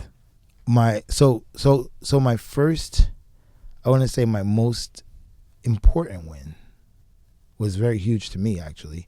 Wasn't even as a pro. Yeah. It was when I was playing amateur, and I never forget this match because it was crazy. I had to play some kid who actually, he wasn't even better than me, but he started out really fast. He was so fast, and I was like, holy shit, I can't keep up with this kid. Boom, boom, boom, just killing me. Boom, boom. And he was lower ranked than me. So if I lost to him, I would lose like 50 points, which is a lot. And he had me 2-0 2-0, 10-6. 10-6. That means he needs, and this is not pro, so it's 3 out of 5 games. 10-6, 2-0, and I was like, damn, man, all right, I got to find a way to win this. So what I did is I just mentally changed what I was doing. I just slowed the game down. So when I was going to serve, I held the ball in my hand longer. I looked at him longer. When I tossed the ball, I tossed it slower. When I went to hit the ball, I hit it slower. So what I did was I threw him off that high-speed energy that he was going in. And I wind up winning that match, coming back 10-6, 2-0, and I came back and won 3 straight. That, for me, was the biggest, sometimes the biggest accomplishments that we have, it doesn't have to be in the biggest forum. It could be the tiniest thing that's so important. And for me, that was so important because I was like, wow, man, I just came back from a match that there was no way I should have won this match. But I was able to adjust, and I was able to ask myself, what can I do better? What can I do differently? How can I win this? And I thought about it and was able to make this happen. And yeah, so that's my biggest match, actually. And see, what I take from that is that's your biggest match because that was when you realized you can, even if you're down at the bottom, you can re-strategize in the middle of a match and you can come you back. just pay attention to the person's weakness, you can come back. Yes. And that's why it's the most important because later on in life when you're playing, the top guys in China, North Korea, all over, now and you have that confidence from that time when you're getting crushed, no way you can come back on the split. You were able to switch your strategy and beat his ass. Yeah. It was crazy. I will never forget that. That's probably a match if there's a match I will never forget, it's that one. Now, when you're going into these, because I see how much you're moving, and you never think about like the cardio. What's the training like? Are you doing a lot of cardio, lifting? Because people don't think that. People just think you're gonna go with not sweat, put a t-shirt on and go like this until you watch some of his videos, which we're gonna get to. He's sweating. So what's the cardio like? The diet like? Preparing for like a big one. I remember years ago, I was at a ping pong club in New York. And this lady walked into the door with sweat. And she was like, "Oh my God, you guys sweat playing ping pong?" Yeah, we sweat playing ping pong. So most people don't know, but you really have to train very hard. It's a lot of cardio is very important. Being strong is very important. Explosiveness is very important. So footwork is extremely. If your footwork is bad, you have no chance. Damn, I never thought about like footwork. Zero. And the footwork. It's very difficult. It's not easy footwork because, most sports are followed by explosiveness, followed by rest. Almost every sport is, except maybe boxing or martial arts, because martial arts is continuous until you get knocked out. So you never stop moving in martial arts. You always. Well, even that you can hug a little bit. You can hug a little bit, right? Yeah. But in a ping pong match, as long as the ball is on the table, you have to be consistently moving all the time. And you have to be explosive. The only way you can be explosive is if you're strong, right? So that means that you have to go to the gym, you have to run, you have to have good cardio so you don't tire out. Because if you play a match where the styles suit each other, that means this ball can be on the table 10, 15 rallies and we're going hard. It's super hard. So sometimes I get some tennis pros, like during US Open time, they come to my club and I like to kind of like bother them and say, hey, you think you're good at tennis, right? Now, if you can cover a whole tennis court, you should be able to cover a small ping pong table. I'm like, it's not even a tenth of a tennis court. It's like minuscule, and they can't do it because they don't have the muscles that require that quick, short movements like that. Constantly, they can't do it. So I can feed them balls on a small table that they wind up missing or that they're late to. And if you think about, and this is why you get a lot of people that think it translates and it doesn't, right? Because the ball travels in a tenth of a second, right? So now if it travels in a tenth of a second, you have to be strong in order to be explosive. Not only that, you have to be smart, right? Because you don't have time to think about, okay, hits the ball, now I'm going to wait. No, it doesn't. It has to be quick, it has to be natural. And so your body needs to be strong. So, just like every other sport, you got to do your running, you got to do your, like, the workouts are more explosive workouts. right? Like a lot of interval. Were you doing running, Interval, like cardio? Yeah, cardio, explosive workouts, because we don't need to lift heavy weights. Like, we don't need to be bulky. Although the Chinese, man, their legs are like huge. But we don't need to be bulky, but we need to be strong. We need to be quick. So a lot of weightlifting that I used to do is more explosive stuff, where lighter weights, but boom, explosive, fast. Just anything that could make your body fire up your muscles quickly, explosive. So yeah, so it's a lot of training. Of course, you still gotta eat well, because if you don't eat well, then it's gonna play out. Like when you play, you'll get tired, or like how's your diet preparing for a match? And how long do you usually get notice ahead? Oh, so when you're playing, when I used to play on a pro tour, I can tell 1 year before. Oh, wow, that's pretty cool. Yeah, so I can plan 1 year before, because you can see all the tournaments, maybe up to 2 years. Oh, right. Some of them may change the place, but okay, China Open is December 28th, blah blah blah, and you know exactly when it is, so you can prepare. But this sport, you always have to be preparing. So it's not like other sports where you can kind of say, okay, I'm gonna start preparing 1 week. No, because you gotta remember, the sport's so fast. So if you're not practicing every single day, like people who play, they play every day, like it's life. China, they play every day, 3 times a day, because once you stop, you lose the speed and eye-hand coordination. You slow down. The guy across the other side of the world, he's not stopping. He's playing every day. So this is a sport that you have to practice every day. Like China's every day. I think maybe on the Sunday they take a rest, but it's every day. And it's three times a day. Yeah, it's 3 times. 3 times a day. It's brutal. You know, Korea, same thing. You know, Japan also. You know, Europe, okay, is a little bit lenient. What was your diet like for you personally? What? When you were doing the pro tour, or you could just eat whatever. I could pretty much eat whatever, because I didn't eat much, right? Small portions. So a small portion. I can go the whole day without eating. Like I never ate before the tournament, because you know when you eat before a tournament and you're not really confident, you get nervous, and when you get nervous, you get diarrhea. So I used to get, I stopped eating for a tournament because I would get diarrhea, and because I would get nervous and I have to go to the toilet. So I never eat before the tournament. I would go on an empty stomach. But the night before, I would eat like pasta or something that would give me energy. But I always snacked. I always had like a granola bar. That's right, yeah. Or something like this. When I used to box, I won a couple of Golden Gloves, and I would eat the night before, like a lot of carbs, a lot of simple carbs my coach would make me. And then the next morning, like I'll never forget, because I still had them because I ate so many of them. Those green Nature Valley bars. Oh, yeah. I used to eat those things like crazy. Yeah, my coach would only let me eat them. I would get like the peanut one or something. Nope, it's going to slow you down. I guess the peanuts were going to slow me down or some shit. Only the green ones the day of. And then no fucking water. Yeah. But, you know, because it will slow you down, you know, and especially that. I mean, boxing, you got to be quick, but you can, like Floyd, you know, you can you can be defensive.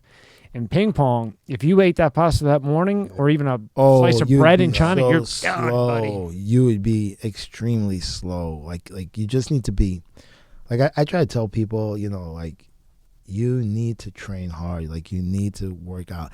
And this is why, this is the reason why when you see a lot of my videos, I'm playing with a cell phone, I'm playing with a knife, you know, I'm playing with a little paddle, right? It's, people say, oh, you're just showing off. No, I'm not really showing off. I'm just showing you that if I can beat you with a cell phone, then how difficult is this sport really? Right? That means it's an extremely difficult. I mean, with like actually hitting the ball. Oh man, almost all my videos, a lot of my videos are cell phone. You look at them, they're hold on. If you go up, they're like cell phone videos. Let's play that one quick, Wally. The real good one. Play that one. Oh yeah. Go to that one. And this right here, this paddle. Click on that. I have it in my bag, man. Yo, let me reach. Beat me. But the many paddle and special sauce backhand proved to be victorious. Oh, man. No one comes on my table and beats me. This dude really thought he could massively come on my... Damn. What's the other good one? Pick another good one. Man. I'm trying to go on my... Click on that one right there. Right there, Rob. Click on that. Right there. Click on that one in New York. Yeah. Which one? Really thought he was gonna come on my table and beat me. Dude, do you know who I am? Nice try, though. This dude really thought he was gonna come on my table and beat me. He says, dude, do you really know who I am? I thought I had it, but go up a little bit. I'll show you the one. I'll show you with the cell phone. Go up. Hold on. Let me see. Go up, more, like almost up to the top. All right, go up. Let's paddle tennis. Go up. All right, wait, stop right here. Just go slowly. Let me see. Mini paddle. Let's see. And what, you actually beat somebody with a cell phone? Yeah, watch. Okay, stop. I mean, of course you can. Okay, What am I let me saying? just go down a little bit. Click the one that says 131K. And maybe the 162K too. There's two together. There's 131K and one. Yeah, click that. Yeah, look. Tables and beat them. Damn. That's my iPhone. With my old iPhone 6 bareback no rubbers. Oh, Right. shit. How I massively come on people's tables and beat them. Damn, Wally. I With feel my like old iPhone 6 bareback no rubbers. And then How I massively and then go back and click the one next to it. I think that's a cell phone video too. It's this one here, Yeah. 162. Yes, yeah. Look. the robbers. Oh no! Oh, this is a pickleball paddle. This is me making fun of pickleball. I make fun of pickleball a lot. So much slower. Huh? Pickleball's huge down here. Yeah, I know. Is it huge down here? Yeah, it's all insanely huge. all the communities down here, it's more, I don't want to say elderly, older people. So pickleball is a shorter court than a tennis court. So what they're doing is they're knocking out the tennis courts and putting in pickleball courts. Are they It's really? crazy, yeah. Yes. Well, It's I wild. haven't seen pickleball since I was a kid. It's wild. Yeah, it's so I play another sport pro. So I actually really hate on pickleball, and I can legit do that because if I played pickleball, it would take me 2 months and I'd be one of the best players in the country. That's like legit, no cap. The sport is so slow, but the reason why it's so originally the sport was made for elderly people, right? Yep. And then young people started playing it, and the reason why it's taken off so much is because it's a very easy sport to play, right? You play with a plastic ball, you play with a plastic racket. There's no pressure on your joints, right? And it's easy to play, so everyone feels like an athlete when they play the sport. So I play a sport called paddle tennis, and paddle tennis is similar court to a pickleball, except it's a little shorter. We use a tennis ball, and we use a special paddle. Now, when I hit this ball at you, it's coming at you 100 miles an hour at your chest. This is like a real sport. Pickleball, you hit it, the ball goes nowhere. And then people are like, oh, it's about the touch. Well, all the touch stuff that they do in pickleball, I do in paddle tennis. So that's why that video, I say in the video, the only good thing about pickleball is using its paddle to play ping pong. So I'm sorry, I guys. think it'd be fun with the tennis ball, but not from you. Not a 100 mile an hour tennis ball. No, I'll pick somebody off the street. Yeah. Yeah. You got a So lot of Pick videos. another good one, Wally. It's fun to watch it. let's go to the paddle tennis one. Okay. Go up, and go across. Next one. No, next. No, up. Wait, now go across. SP Tour. Oh, right there. So this every month I go to LA to play this. And this is paddle tennis. I massively come on their courts too. Look. Whoa. Look.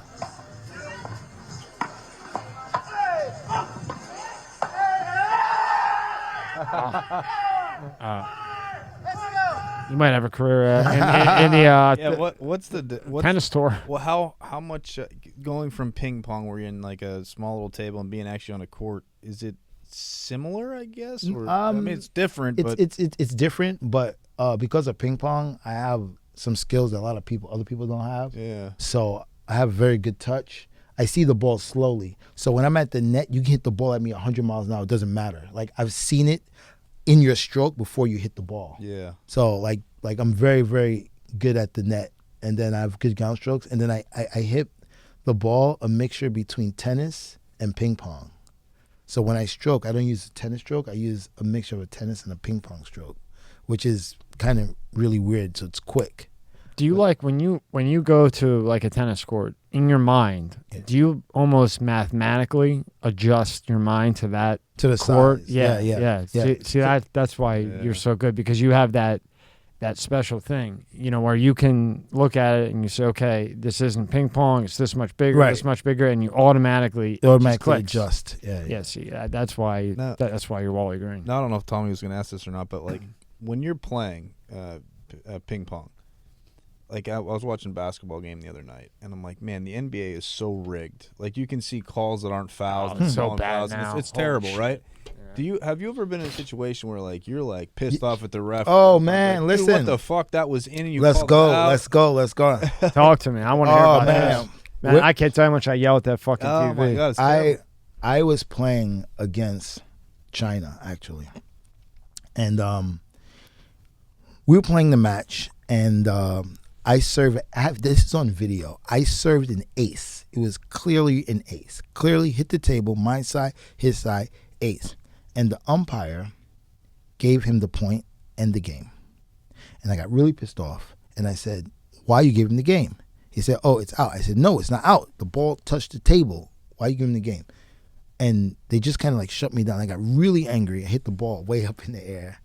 And then we switched sides. And then all of a sudden now, they took points away from my opponent because they said his serve was illegal. And I said, the serve's not illegal. And they said, no, the serve is illegal. And they gave me the point. And I said, I don't want the point because the serve It's legit. is a legit serve. No. And then I went over there because I'm crazy. I went over there. The umpire, I took his hand off the scorecard. I turned the scorecard back. I hope this wasn't China. No. I turned it back to my opponent. No. I gave the point back to my opponent. Right. Because they were taken away from him. So I gave the point back to my opponent, and I said, this is the score. And everybody started clapping. But sometimes, even in our sport, there's umpires. So I hope some people don't hear this, but a lot of times umpires are people who failed at playing the sport. So some are good, but there are those who feel because they're umpire that it's the power, right? Yep. So some umpires will purposely pick on top players in the world, right? Because if you're an umpire and you fault, let's say you kick Ronaldo out of a game, what do you talk about with your umpire friends? Hey, you know what? Yesterday, I kicked Ronaldo. I gave him a red card, kicked him out of the game. And that's like a talk. And how I know, because I've been around umpires and I've heard them talk, right? So they would talk about, faulting a famous player, right? But that's a power thing. Yeah. Like, to feel like, you faulted him. I remember Germany, in German Open, I'm playing, and I was making like this, and then the guy told me, "Oh, you if you make that again, I will give you a fault." I said, "Why?" Because you're making what? So I go again, and the guy gave me a fault. I said, "Why you gave me a fault?" He said, "Because you cannot make that noise." What are you talking about? I can make noise after the point. He said, "No. That is a different kind of noise." What are you talking about? What is that? Is that in the rule book? No, it's not a rule book. But see, to me, that guy should be doing 20 years because you worked for 20 years to get to that point. So you go sit for 20 years. Exactly. So, I always say, like, even going down to youth sports, like there was an instance where, a game my son had played in, we had the rule book, the physical rule book. And they called, I forget, it was they called some penalty. And we kindly, weren't even yelling at the referee, went up and said, "Hey, that's not, this is in the rule book. I don't care. I don't care what's in the rule book. You're doing something, a sport that has rules, so follow them." And then, like, when you watch the NBA, I watched the other night, the calls that are made lead me to believe that the sport is being bet on more and more by the people that are officiating it. And why should they not be judged like anyone else who has a job to do? You're not doing your job right, Tom. We're going to take some pay away from you. You're going to be suspended for a few games because if not, they're going to keep doing it. And they keep getting games. Fuck. No. I can't even watch it anymore. And I used to be a huge NBA fan, and now it's just between the name changes, and football, and I mean, come on, Wally, what is going on? Man? It's crazy. It's crazy, right? Crazy. So now you got to tell everybody about North Korea. Oh, First off, how many people told you not to go? oh my God, man. Listen, And what year? I know I asked. this was 2015. Oh, wow. Yeah.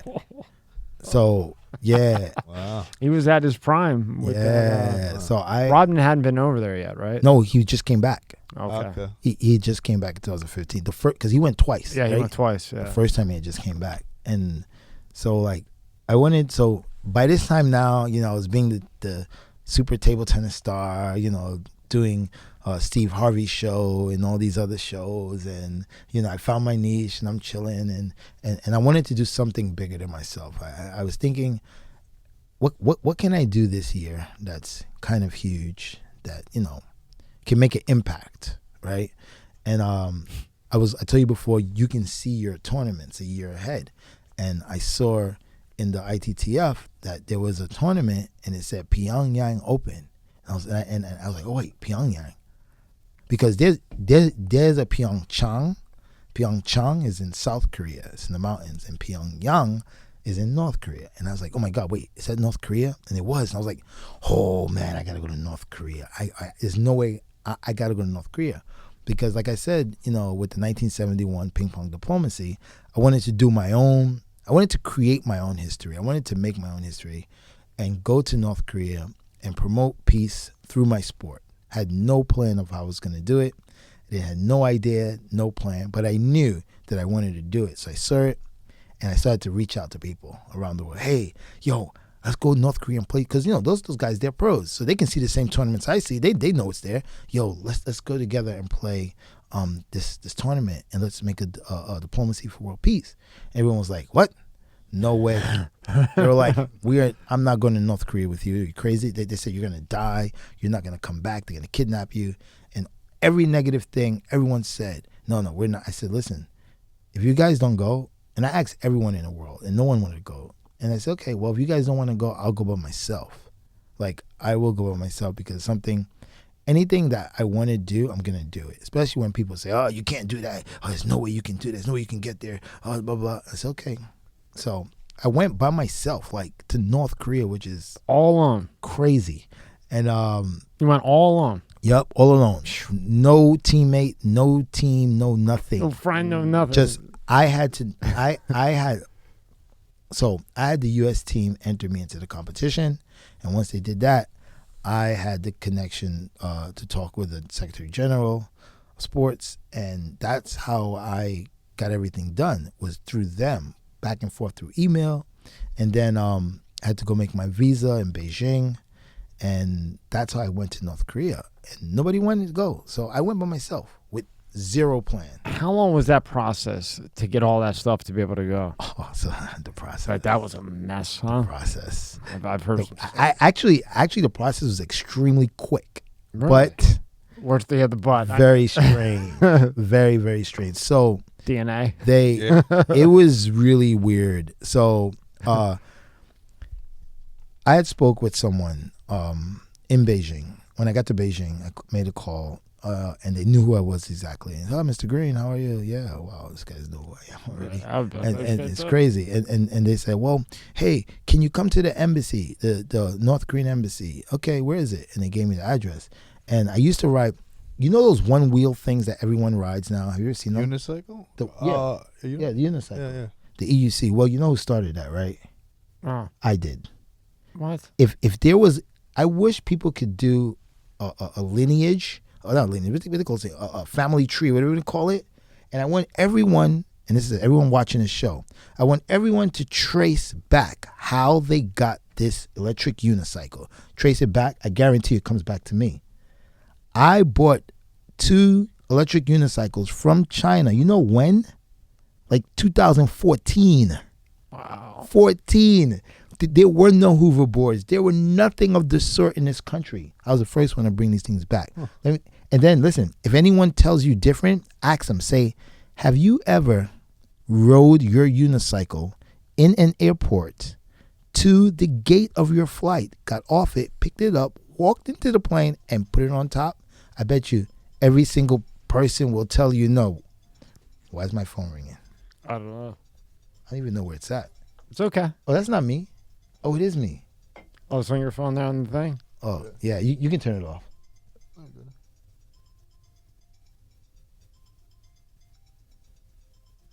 Won't let me do it. Really?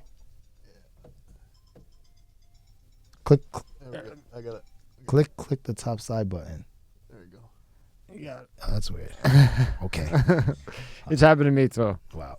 Yeah. So if you ask anyone, You were saying if anyone, if they rode the unicycle and then put it up in the airplane. yeah, rode it in an airport to the gate of your flight and put it in there, then you had it way back when. But no one can tell you that because no one had it way back then.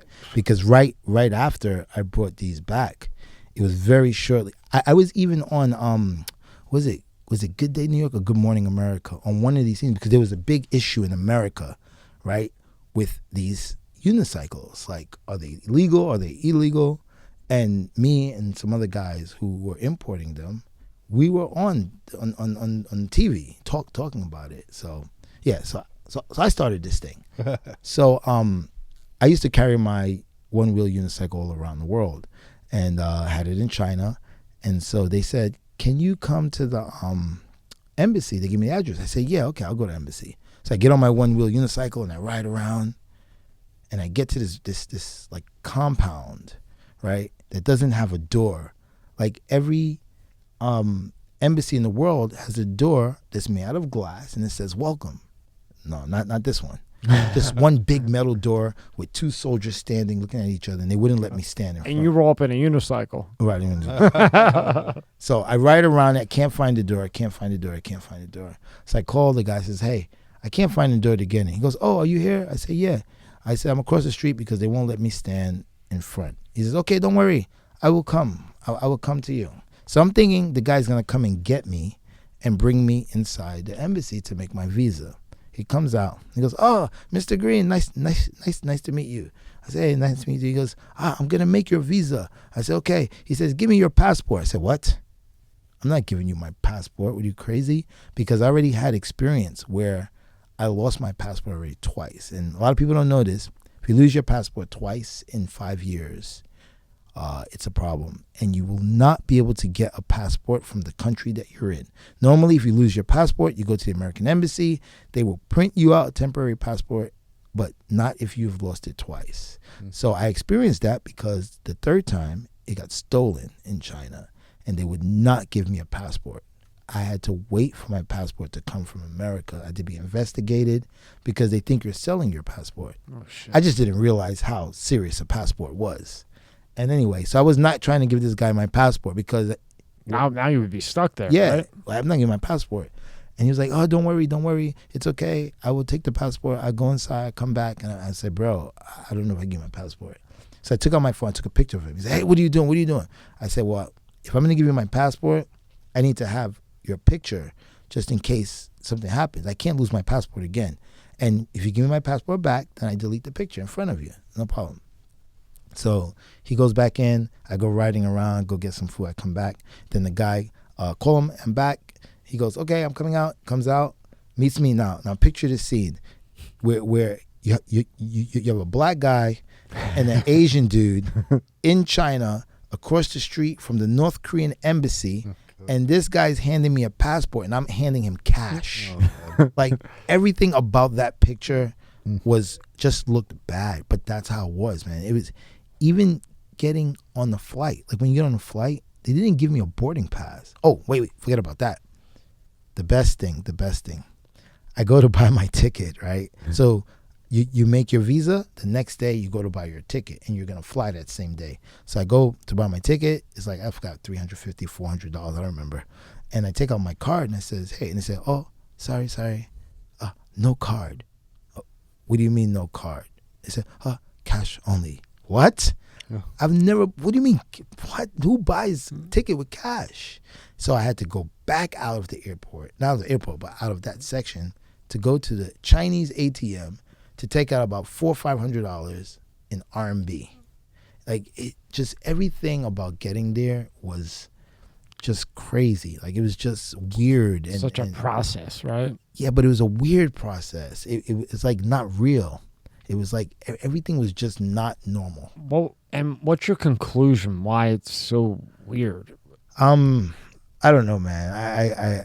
I think that maybe they just want to to control every single thing, and I don't know. It's just very weird, man. It was just, but nonetheless, I chose that. Like I chose that.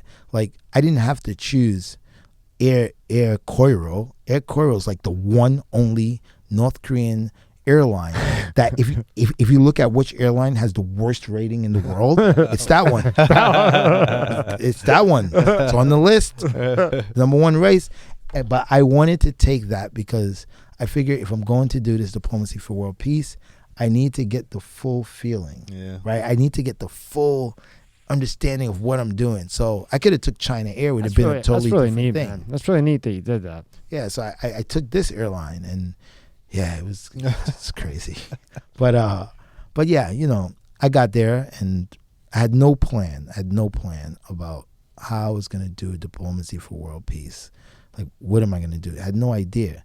But I'm a strong believer in if you really believe something and you really want something, because people want stuff, right? Everybody wants stuff, but do you really want it, right? Is it something that you're passionate about? Is it something that you're willing to do anything it takes to get it? And most people, the answer is no, right? So then guess what? You really don't want it. But I really wanted to do this. I just didn't know how I was going to do it. And it came when I got to play against, I got lucky. I got to play against a North Korean player. I could have played against a Chinese player. I could have played against a Syrian player. Any one of the other communist countries I could have played against. But I got to play against a North Korean player. And I remember coming out, we're coming to play the match, and you have an umpire, you have me. Umpire, North Korean guy, umpire, and me. And we're walking out, right? And there's like, I don't know, maybe 5,000 people in the crowd, and they're all looking. And you can feel the hate, man. Let me tell you, you can feel the eyes of 5,000 people looking at you. Like when you're coming out, it's the craziest feeling because you feel it. And then you hear these sounds, and there's like just weird. And, okay, if 5 people is doing this sound, it's fine. But if you have 5,000 people doing it, it's like, it's just weird, man. So you come on, you look, and it's like, God damn, man, this is intimidating crazy. A little bit, right? It's very intimidating because listen, I'm the only Westerner there, and if these people want to jump on me, that's about it. And I watch a lot of movies, so I'm thinking, oh my God, imagine if everyone just comes and says, kill the American. That's it, I'm done. There's no escape, right? Because number one, as a Westerner, you have no Wi-Fi, you have no cell phone service, and they take your passport. So you don't have your passport. No. You have no cell phone service? No Wi-Fi, no cell phone service. Wow. You're cut off from the rest of the world immediately. And no passport. So they hold your passport. Wow. Yeah. So they're in full control of everything that goes on. Holy shit. And You're screwed. Yeah, you're very screwed. If things got ugly, you can't even get out. Yeah. Right? So, I come out with this North Korean guy, and people are looking, and once we start playing, I go into focus mode again, right? And I make the first play, I go, yo, I get pumped up now because I'm pumped up in North Korea. I'm gonna beat this North Korean guy, and every time I made a point, the people made this sound like this just really disapproval, hateful, dirty sound that was just like in my, and it was in your head, and you just kept hearing. So I went up 5-0. Like I was on fire, man. Nobody clapped one time for me. I would make the greatest point, and we'd hear nothing. Just silence. You could hear a pin drop, other than the which I guess that would be like the boo in North Korea. Yeah, that was a boo. And he made the first point, his first point, and people started clapping, started getting loud. And you ever watch those videos of North Korean people clapping in unison? That's like a real thing. Yeah. Like that's official. It is of people when they clap. All together. And so he won another point. They started clapping. He won another point. Started clapping, and it started getting so loud to where I couldn't concentrate. I could not hear myself think. And it was almost as if this was like the finals of the Olympics, and he was the underdog. Meanwhile, I was the one that was the underdog, and they were going crazy. And then, you know, I started to get upset, a little angry, because it's actually kind of disrespectful, you know, to be doing that to another athlete. And I was getting really angry. And then I kind of remembered my purpose of why I was there, and it was to make peace. And at this point, I still didn't know how I was going to do it. And we play again, and he makes a point, and they start clapping loud. And then I just look up at the crowd, and I started to smile, right? And when I smiled, all of a sudden, it was like a little chuckle. Well, I was like, oh, it's interesting. So play again, bam, bam, bam, bam, bam, bam. And I look up again and smile. And then more people started smiling. And I was like, wait a minute, this is crazy. You're starting to win the crowd. Yeah, like I'm smiling at people and people are smiling back at me. Well, it was interesting. So I said, you know what, screw this match. This is where it's going to happen. It's going to happen right here because now I got control of the crowd. So I would play, you know, mess around, and I would look and smile, hey, and people would smile. And then people started laughing. And then when I won a point, that sound was going away and started to hit a little bit of claps. It wasn't like they were like, Yeah. but it was way better than it was before. And so we would play. I kept doing that. And then eventually my opponent won the match, right? So when he won the match, you have to shake hands after. So he comes to me to shake. I go to him. We go to each other, shake hands. And you know when someone doesn't want to shake your hand, there's a body movement that's very different. When someone wants to shake your hand, the body and the hand and the arm play as one, and they walk together at the same time. That's someone who wants to shake hand. They come in like this. Right, you reach in with your shoulder, right? Yeah, when someone doesn't want to shake your hand, their body kind of stays in place and the hand comes out, right? But it's almost like he didn't want to touch my hand. He just kind of like put it out, and he gave me this touch, like it was so horrible. And you could tell it was the hatred of not even wanting to be near me. So I grabbed him by his hand, pulled him in and gave him a big bear hug and just held him, right? What'd he do? It's funny. And people were clapping, but I had my camera filming behind me, and you could see his face. And I didn't see it till later. And his face at first was like this, but then he smiled, right? That smile, you can't fake that smile. That smile is genuine. And, you know, even I didn't have a plan, it played out by itself, right? Because, you know, I always say that people can't change. You can't change people overnight. Like, and it's not our job to change people overnight. It's our job to plant the seed. If we plant the seed, then hopefully the change will happen. You can't force people to change, but you plant that seed and hopefully it will happen. And by giving him that hug, he can never forget. In a million years from now, he's probably never in his life been hugged like that or by a black dude from America, for sure. And he beat you. Yeah, and he beat me, Did right? you let him beat you? Tell me the truth. No, he was better than me. He was definitely better than me. But I mean, I was more focused on this connection. What your purpose was. Yeah, what my purpose was. But he was definitely better than me. He probably would have won anyway. But I was still focused on this connection. And those 5,000 people who saw this, they're never going to forget this day. Never in their life that this American guy came and hugged them. Even after I lost, I was gracious in defeat and showed nothing but love. So, you know, let's say years come down and down the line and the government says, yeah, you know, all Americans are evil and they're the devil and they should be killed. You know, people are going to say, well, you know what?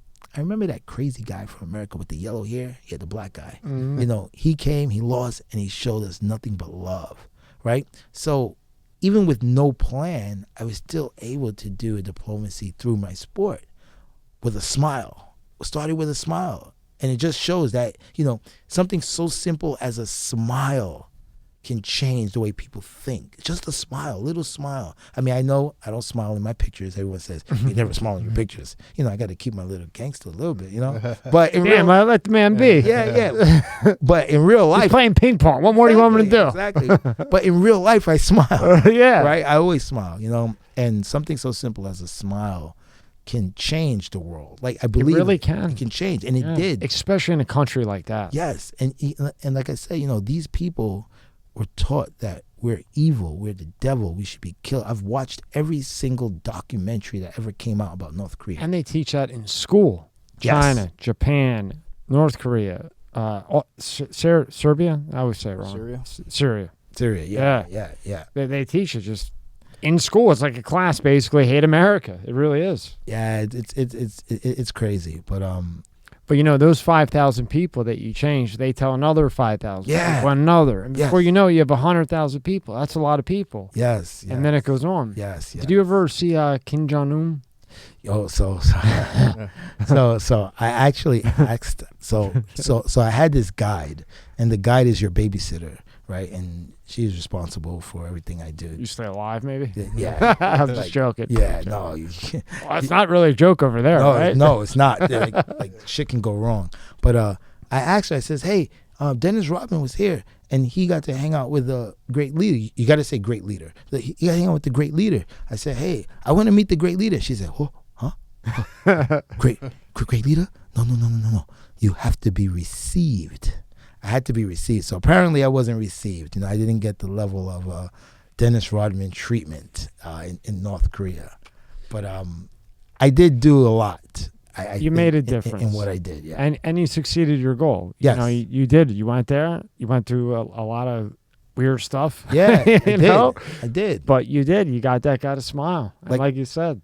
Like just to promote peace through a sport, you know, having to give up your passport, give up all your rights, you know, it is a lot to do. It's you know, being there is very stressful. It's a very stressful place. And this is you in North Korea? Oh yeah, play this video.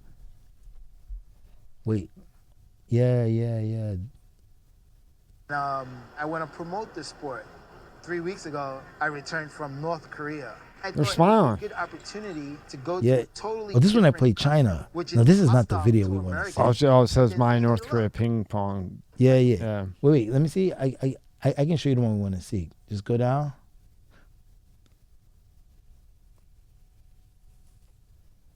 Let's see. Just look for. Go to this must see. Right here? Yeah. Because this is actually pretty good, I think.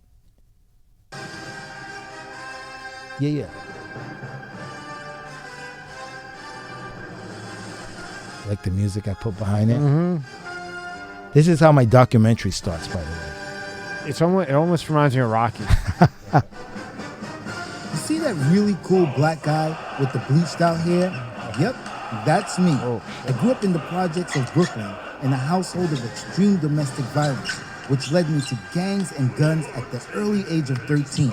My life was completely changed by the unlikely sport of ping pong. North Koreans are good. All around the world playing for the U.S. You hear that laugh? Even to North Korea, where I did my very young performance. There it is. There's that little... I thought it would be a good opportunity to go to a totally different country, which is hostile to Americans, and then say, hey, look, I'm American. I play the same sport you play. And I'm a cool-ass motherfucker. And you gonna like me. That's That is awesome. That's my dude. trailer. That's my North Korean documentary. You gotta trailer. get a Netflix. You Yeah, gotta I'm do telling Netflix, man. I mean, what more do they want? Or Amazon Prime. Yeah, even though he just got, he's in some trouble. I think he's gonna trace back to Bezos. You see that? Oh really? Oh, I heard about. Yeah, with the data centers and all that, London and all that. He'll get out of it. Play this video here. Which one? With the girl. This one, because this is something that I just want you to. This is something that people should hear. Sure. It's on my TikTok. Enough. But- Enough. You'll start over, Rob. Yeah. Start it over from the beginning. So I if there's something that really How many more? pisses me off, I have to post Enough. Enough. Enough.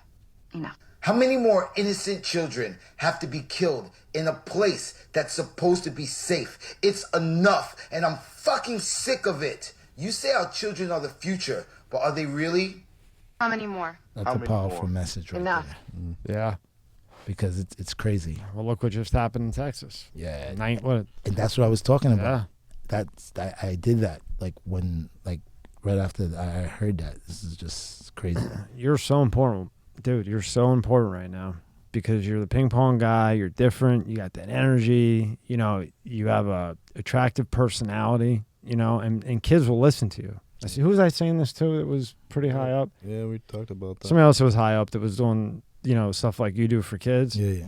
And I was saying to them, and, you know, Rob has 2 kids. I have a little daughter. She's only 1.5 now. But, you know, when I'm a kid or when, you know, you're a kid or we're going to listen to that ping pong player that you know, has the yellow hair and he's yelling and he's doing this and he's on TV and he's this. Now I'm going to listen to you.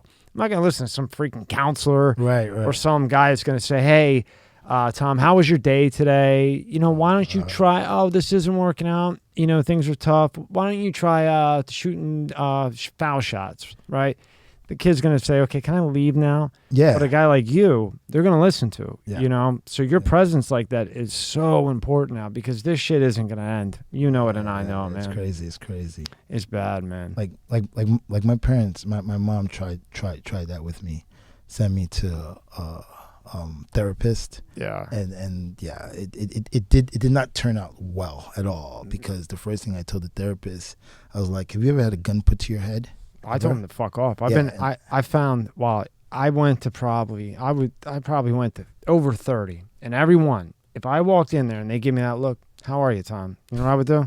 Fuck you, motherfucker. I'm out of here. Exactly. And I found one guy down here and I walked in and he goes, this is when I was still acting nuts. And he goes, what the fuck are you doing with all those gold chains on? How are you going to get anywhere in your life with all this gold all everywhere? What do you think? You're cool? You're going to go into the business world with a key link chain and 3 gold bracelets? What are you doing? And I said, you're my guy. I'll be back. I like that. Didn't ask me about how I felt for like a month. We talked about business, and I went to him for 5 years until he got pinched. Right. And actually, he got set up. Oh shit. Yeah, no, he got indicted, but hey, fuck it, it happens. Yeah. You know, shit happens in life. You know, it's crazy.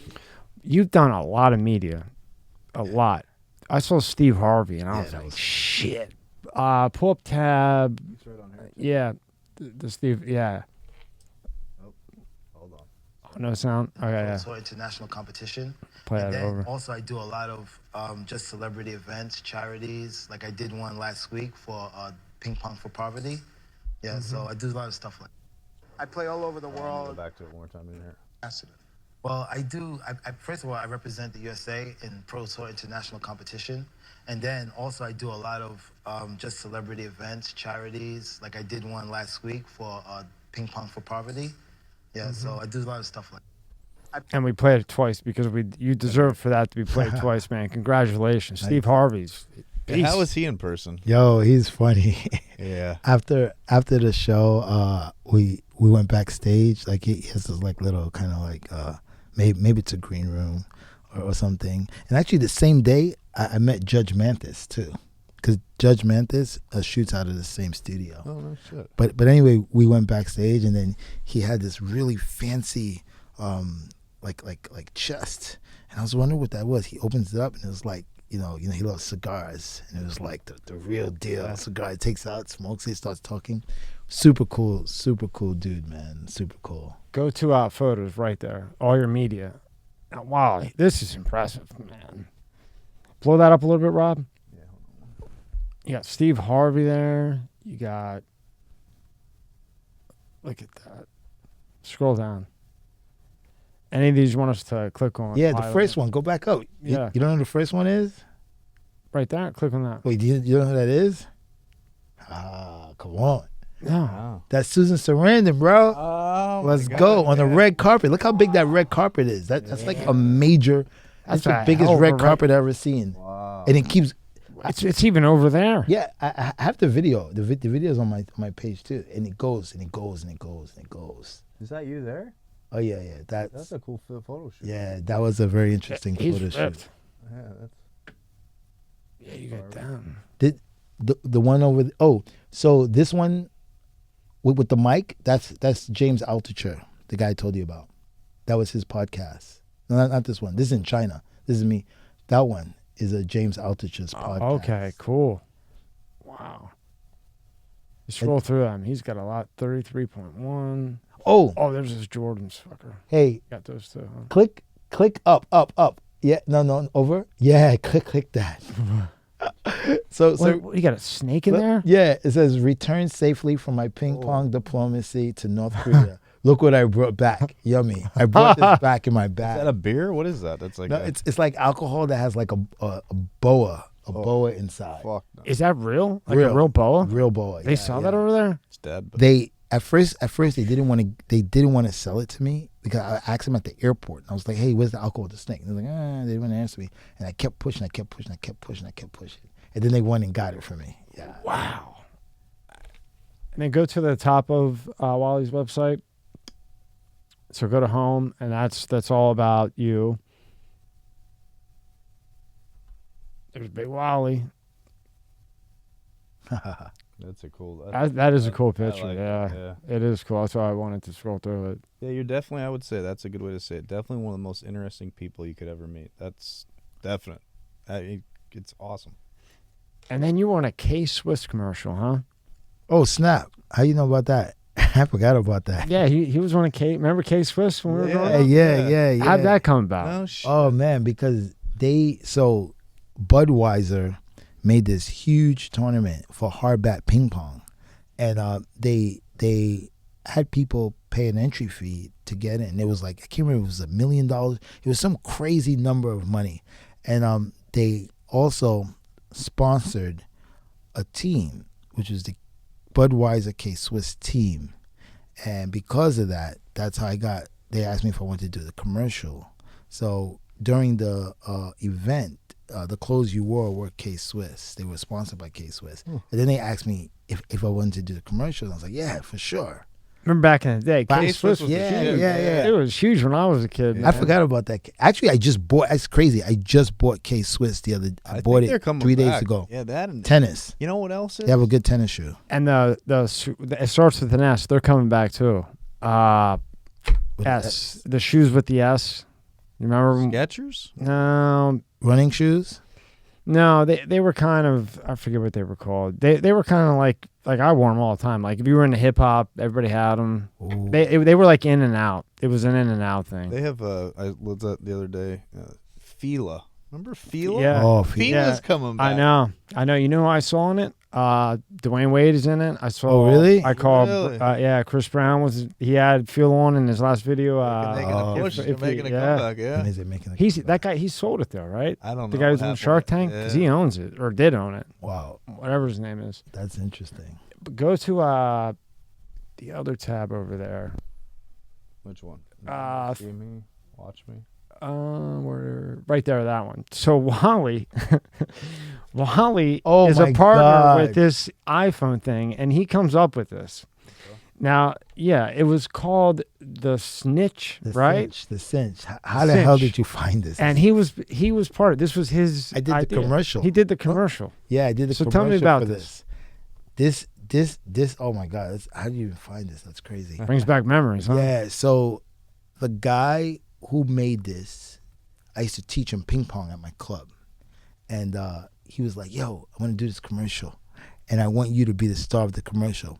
So they made a whole commercial, a series of commercial, based on me, things that I would normally say, ways that I would normally act, and we did a bunch of scenes from the commercial for this thing. That's crazy. I even found this. That's insane. Yeah, and you can now put all this into a series. This is crazy. Yeah. Here's this guy, and you're part of the iPhone. The iPhone. Yeah. I mean, dude. Yeah. This is crazy. I remember this. The cinch. Yeah. Wow. A long time ago, huh? Yeah. What do you remember? What year that was? This had to be almost. I want to say. Oh, actually, I have the video. I just looked at the video the other day. So our club was green. So that means this had to be like 12, 13 years ago. Wow. That's when Jobs was around and everything. 12, 13 years ago. I would be as proud of that as the damn ping pong. Yeah. I mean, that was prime time. This is funny. So what do you now? You got. I know you want to do the Wally Green show. Yeah. I mean that's a guarantee. You could easily do that. That's gonna be. And definitely you got to do that like Rob said, where you film how the reactions, dude, you'll kill. Yeah. But more so Netflix. Yeah. We got to call Boziak. Want somebody. Get that damn guy. I mean, you have it. You have it, Wally. Let's go. I'm always ready. So what's coming up for you? What do you got coming up? Oh man, Next, taking a break anytime soon? No. Fuck, you've been all around everywhere. I don't know, man. I've become like a public speaker overnight, so it's pretty fun. I'm kind of liking the speaking. The speaking gigs are fun, like just going and talking to people. I never thought the reason I like it so much is I never thought I could do it. And then once I realized, oh shit, I can do this for real, like wow. And I'm pretty good at it. So that's what makes me more excited. Like if I went and I probably sucked, I'd be like, I don't know. Because it's something I didn't like anyway. But being that I was really good at it and it just comes natural. Like when I'm up there and I'm just talking, it's just natural. Sounds like it's starting to grow on you, Wally. Yeah. Sounds like it's starting to grow on Mr. Wally over here. It's fun. I have a couple more schools that I have to do that are coming up very soon. I just got hit up with another one yesterday.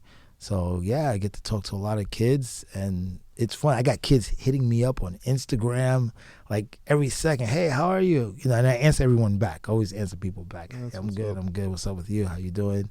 And it's cool. It's fun. You ever wonder if subconsciously all the time playing the ping pong and everything else, in the end, this is what you really wanted? Kids to come to you so that you could help them out? Yeah, I mean, the combination, obviously, you wanted to win. Right. But no, I think that was the whole that was the whole point of all of this, is to help other kids. I'm almost sure of it. I think the ping pong just made it valid, right? If I did nothing, it's hard to talk to kids if you did nothing. So the ping pong gave it the validity that it needed to be able to say, yo, look, I came from here. I was able to do this really weird thing that didn't make any sense, took me all around, and if I did it, especially through this, you guys can do it too.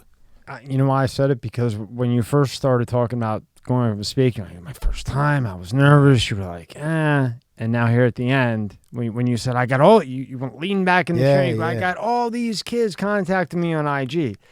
So at first you're like, speaking. And then it was like, I got all these people and now it's growing on me. And that's why, I think subconsciously throughout all of this may have been, like a purpose within you. You know what I mean? Yeah, I think so too. Because whenever kids are involved, I get very excited. Like you see, whenever I talk about kids, I'm like genuinely excited. I'm just like very, I don't know. It's like, I didn't have anyone to tell me, this is it. I don't have anyone to tell me there's more options to life, like there's more things. And when I can talk to kids and I see their eyes, like they light up, in the beginning, they look at you like you're crazy, like, what's this guy gonna talk about? But then when I talk to them and then you see the change, like there's a change that goes on. They're like, whoa, wait a minute, what? He did what? What? Oh man. And then they start to identify with you. So those things get me really excited. Like a month and a half ago, I did a big talk in Chicago for this charity called The Power of We, and these were all inner city kids, and I got to talk to them about a lot of things, about business, about life, and just to see these kids, like, and I thought these kids didn't even like me. It was just crazy because they were like really hard kids, and I was like, oh man, maybe they're not really accepting. Man, later on, they all came up to me and were like, oh man, you were the best speaker. Oh, you were really cool. Yo, bro, you're really cool. I respect you. And I was like, whoa, man, that was insane. Like, I felt so happy, that I could, influence them and maybe, save their life. Like you never know what someone's going through. Then they hear a story and then they say, you know what? I'm not going to go that route. I'm going to go this route. So yeah, I love it. And when they brought up the TED Talk, he goes, if it was kids, boom, I'm there. Oh, I thought he was going to hit the ping pong at me. Or something. No.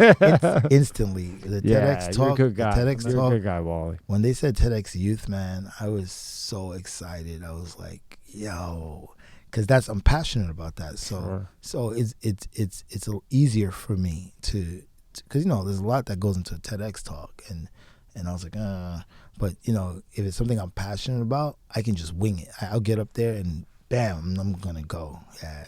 And just watching, and a lot of the audience were kids. There's a lot of kids with their parents. So to watch the kids smile and then have every kid come up to me after and says, oh my God, you were the best speaker. It was so, oh man. It was. And that's what you wanted. Yeah. And that's what I think is missing with professional athletes nowadays is they can't take that extra 2 seconds to say hi to a kid. To I get it if there's a lot of people signing autographs, but if it's adults, it's one thing. Get the fuck away from me. If there's kids there, wave to the kid, say hi to the kid. That one little impression on that kid could change his day. Yeah, because those kids got you where you're at. I get it. Like an adult comes up and you're eating dinner. Yeah. You know, wait till the man's done eating dinner. Then ask. Maybe he'll sign it. Maybe he won't. But a kid, come on. Yeah, those kids got you where you're at. Exactly, and I'm a big so like for me, because there's times where we're like, if I'm in a different country or somewhere and I gotta sign a lot, and I don't mind. I actually don't mind. Like I don't care. I mean, because at the end of the day, if you sign it, it's not gonna kill you. It doesn't take any time. It doesn't take any power off your life. It doesn't make your life shorter.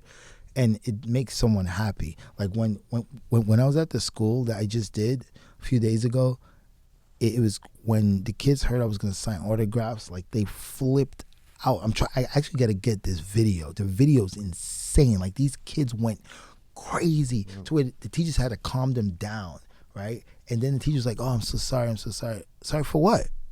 Because you have to sign. So what? Like doesn't matter. I mean." Hey, I'm gonna sign every single, and I think I did 6 classes, 30 minutes each for 3 hours. That's I signed every single kid's. Or a teacher's like, it's okay. Oh, the last one. I said, no. Everyone, let's go. We do this. Keep it coming. Those kids will always remember that. Yes, they'll never forget it. Never forget it. And I felt happy. Like I was happy to do it. Like it doesn't matter if you take some time, to make some kid happy. Because what people don't understand, it's when you don't do it, right? Yeah. Maybe there's a kid that looks up to you all his life, and he's got that one chance, and now you're right there, and he's like, oh my God, it's my idol. I got to get my autograph. And then you tell the kid, fuck off.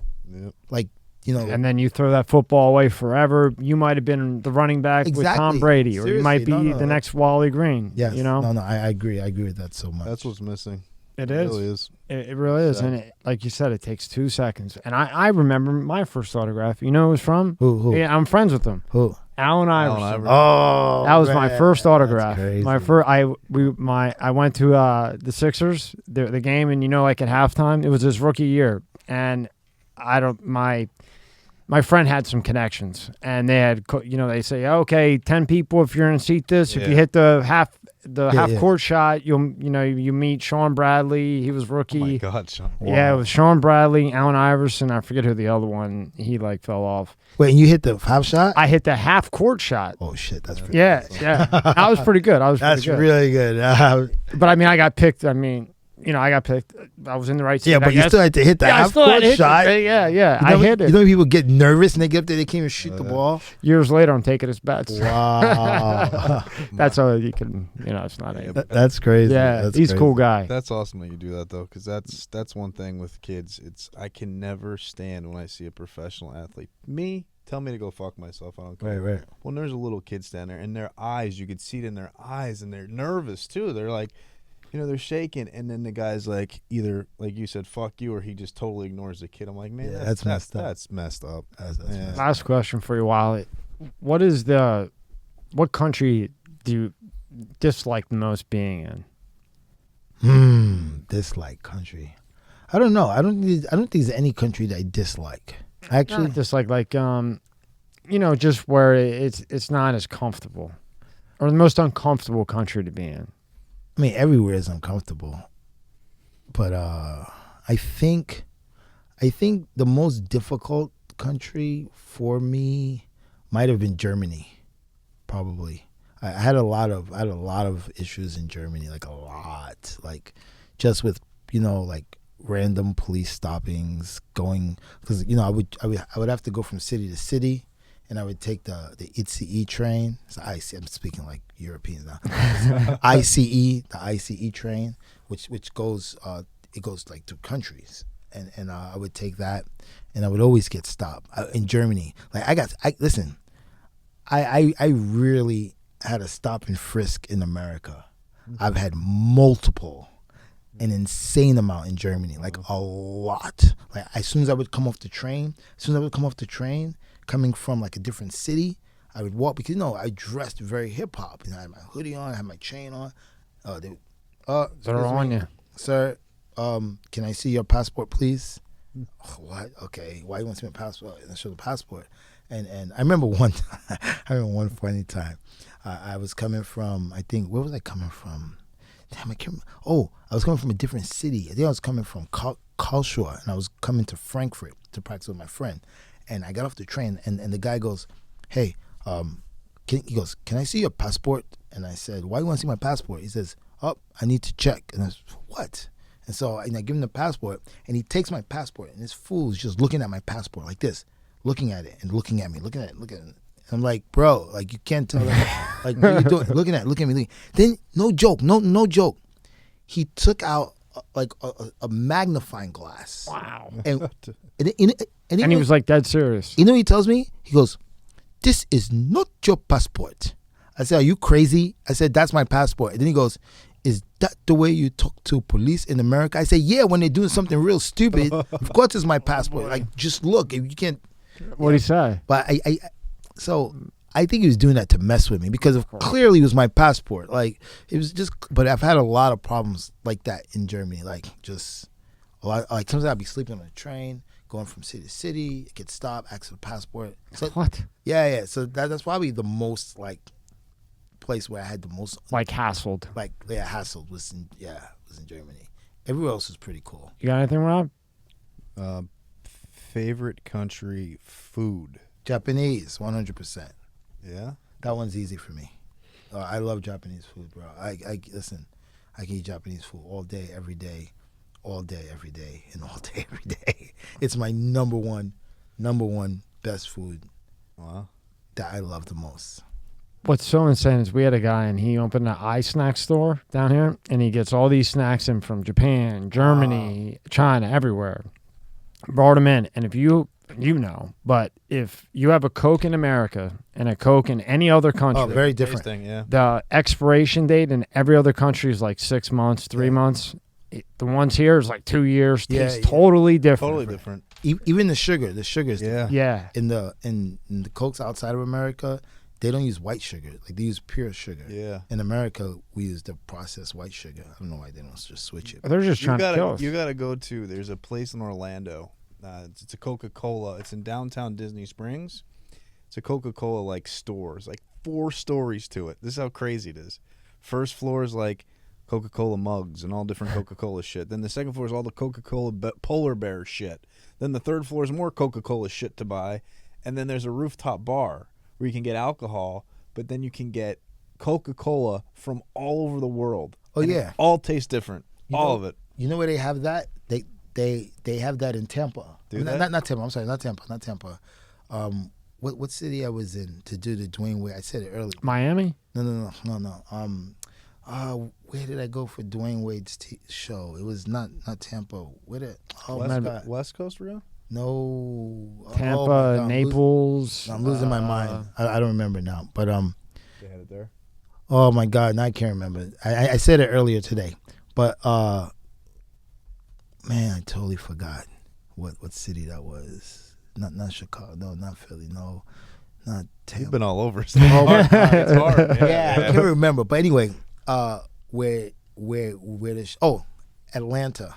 It would have drove you nuts too. Yeah, I'm the same way. I'd have been crazy today. But Atlanta has the Coca-Cola Museum. I don't know if you know, Coca-Cola started in Atlanta. Really? Yeah, that's where the original started. And so they have a museum in Atlanta. I bet and that's it's cool insane. It shows the vault. So apparently it tells you the history that actually I didn't notice. They put the Coke in it? But Coca-Cola, that's a real thing. Yeah, I know. Yeah. But even crazier, Coca-Cola's formula was so secret that 2 people had to have half the formula, which is why I'm like, it's Coke. Like, what?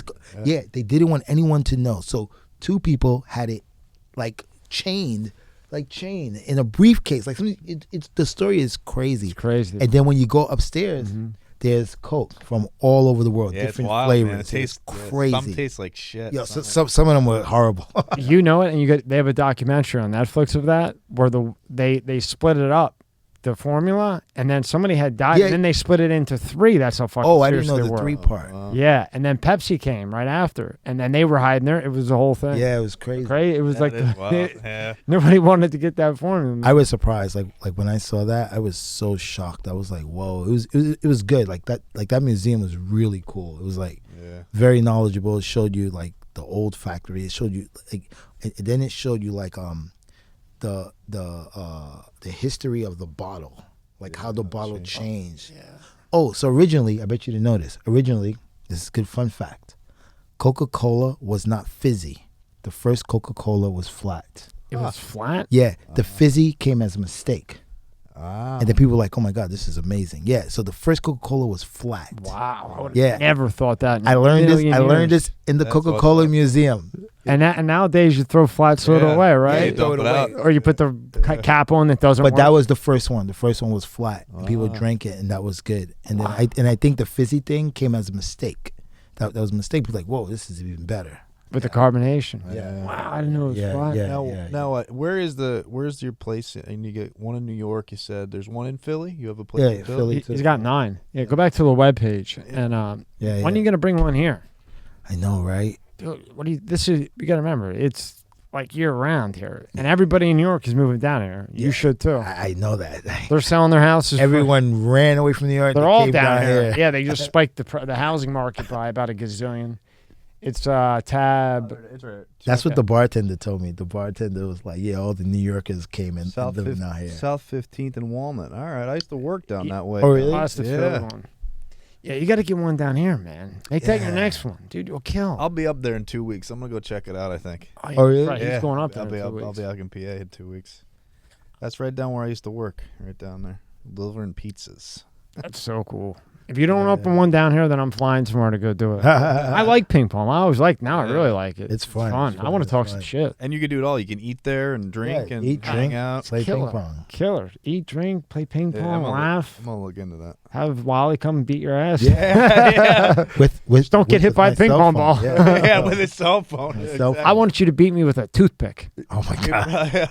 You get a toothpick, I get a He'll paddle. be able to beat me with a toothpick. I know that much. No way, no way. I tried to beat this girl with a fork one time, but it didn't work out too well.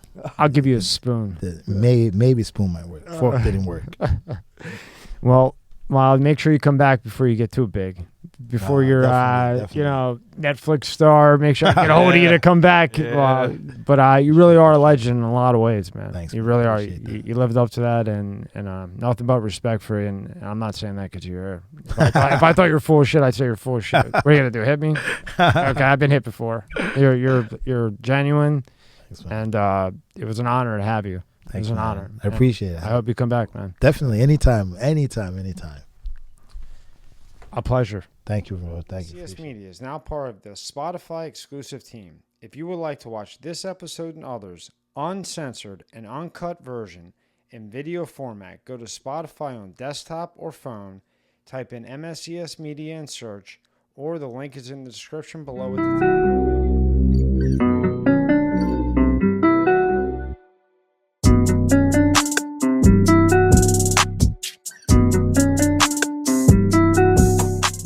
MSCS Media is now part of the Spotify exclusive team. If you'd like to watch this episode and others, uncensored and uncut, click on the link in the description below.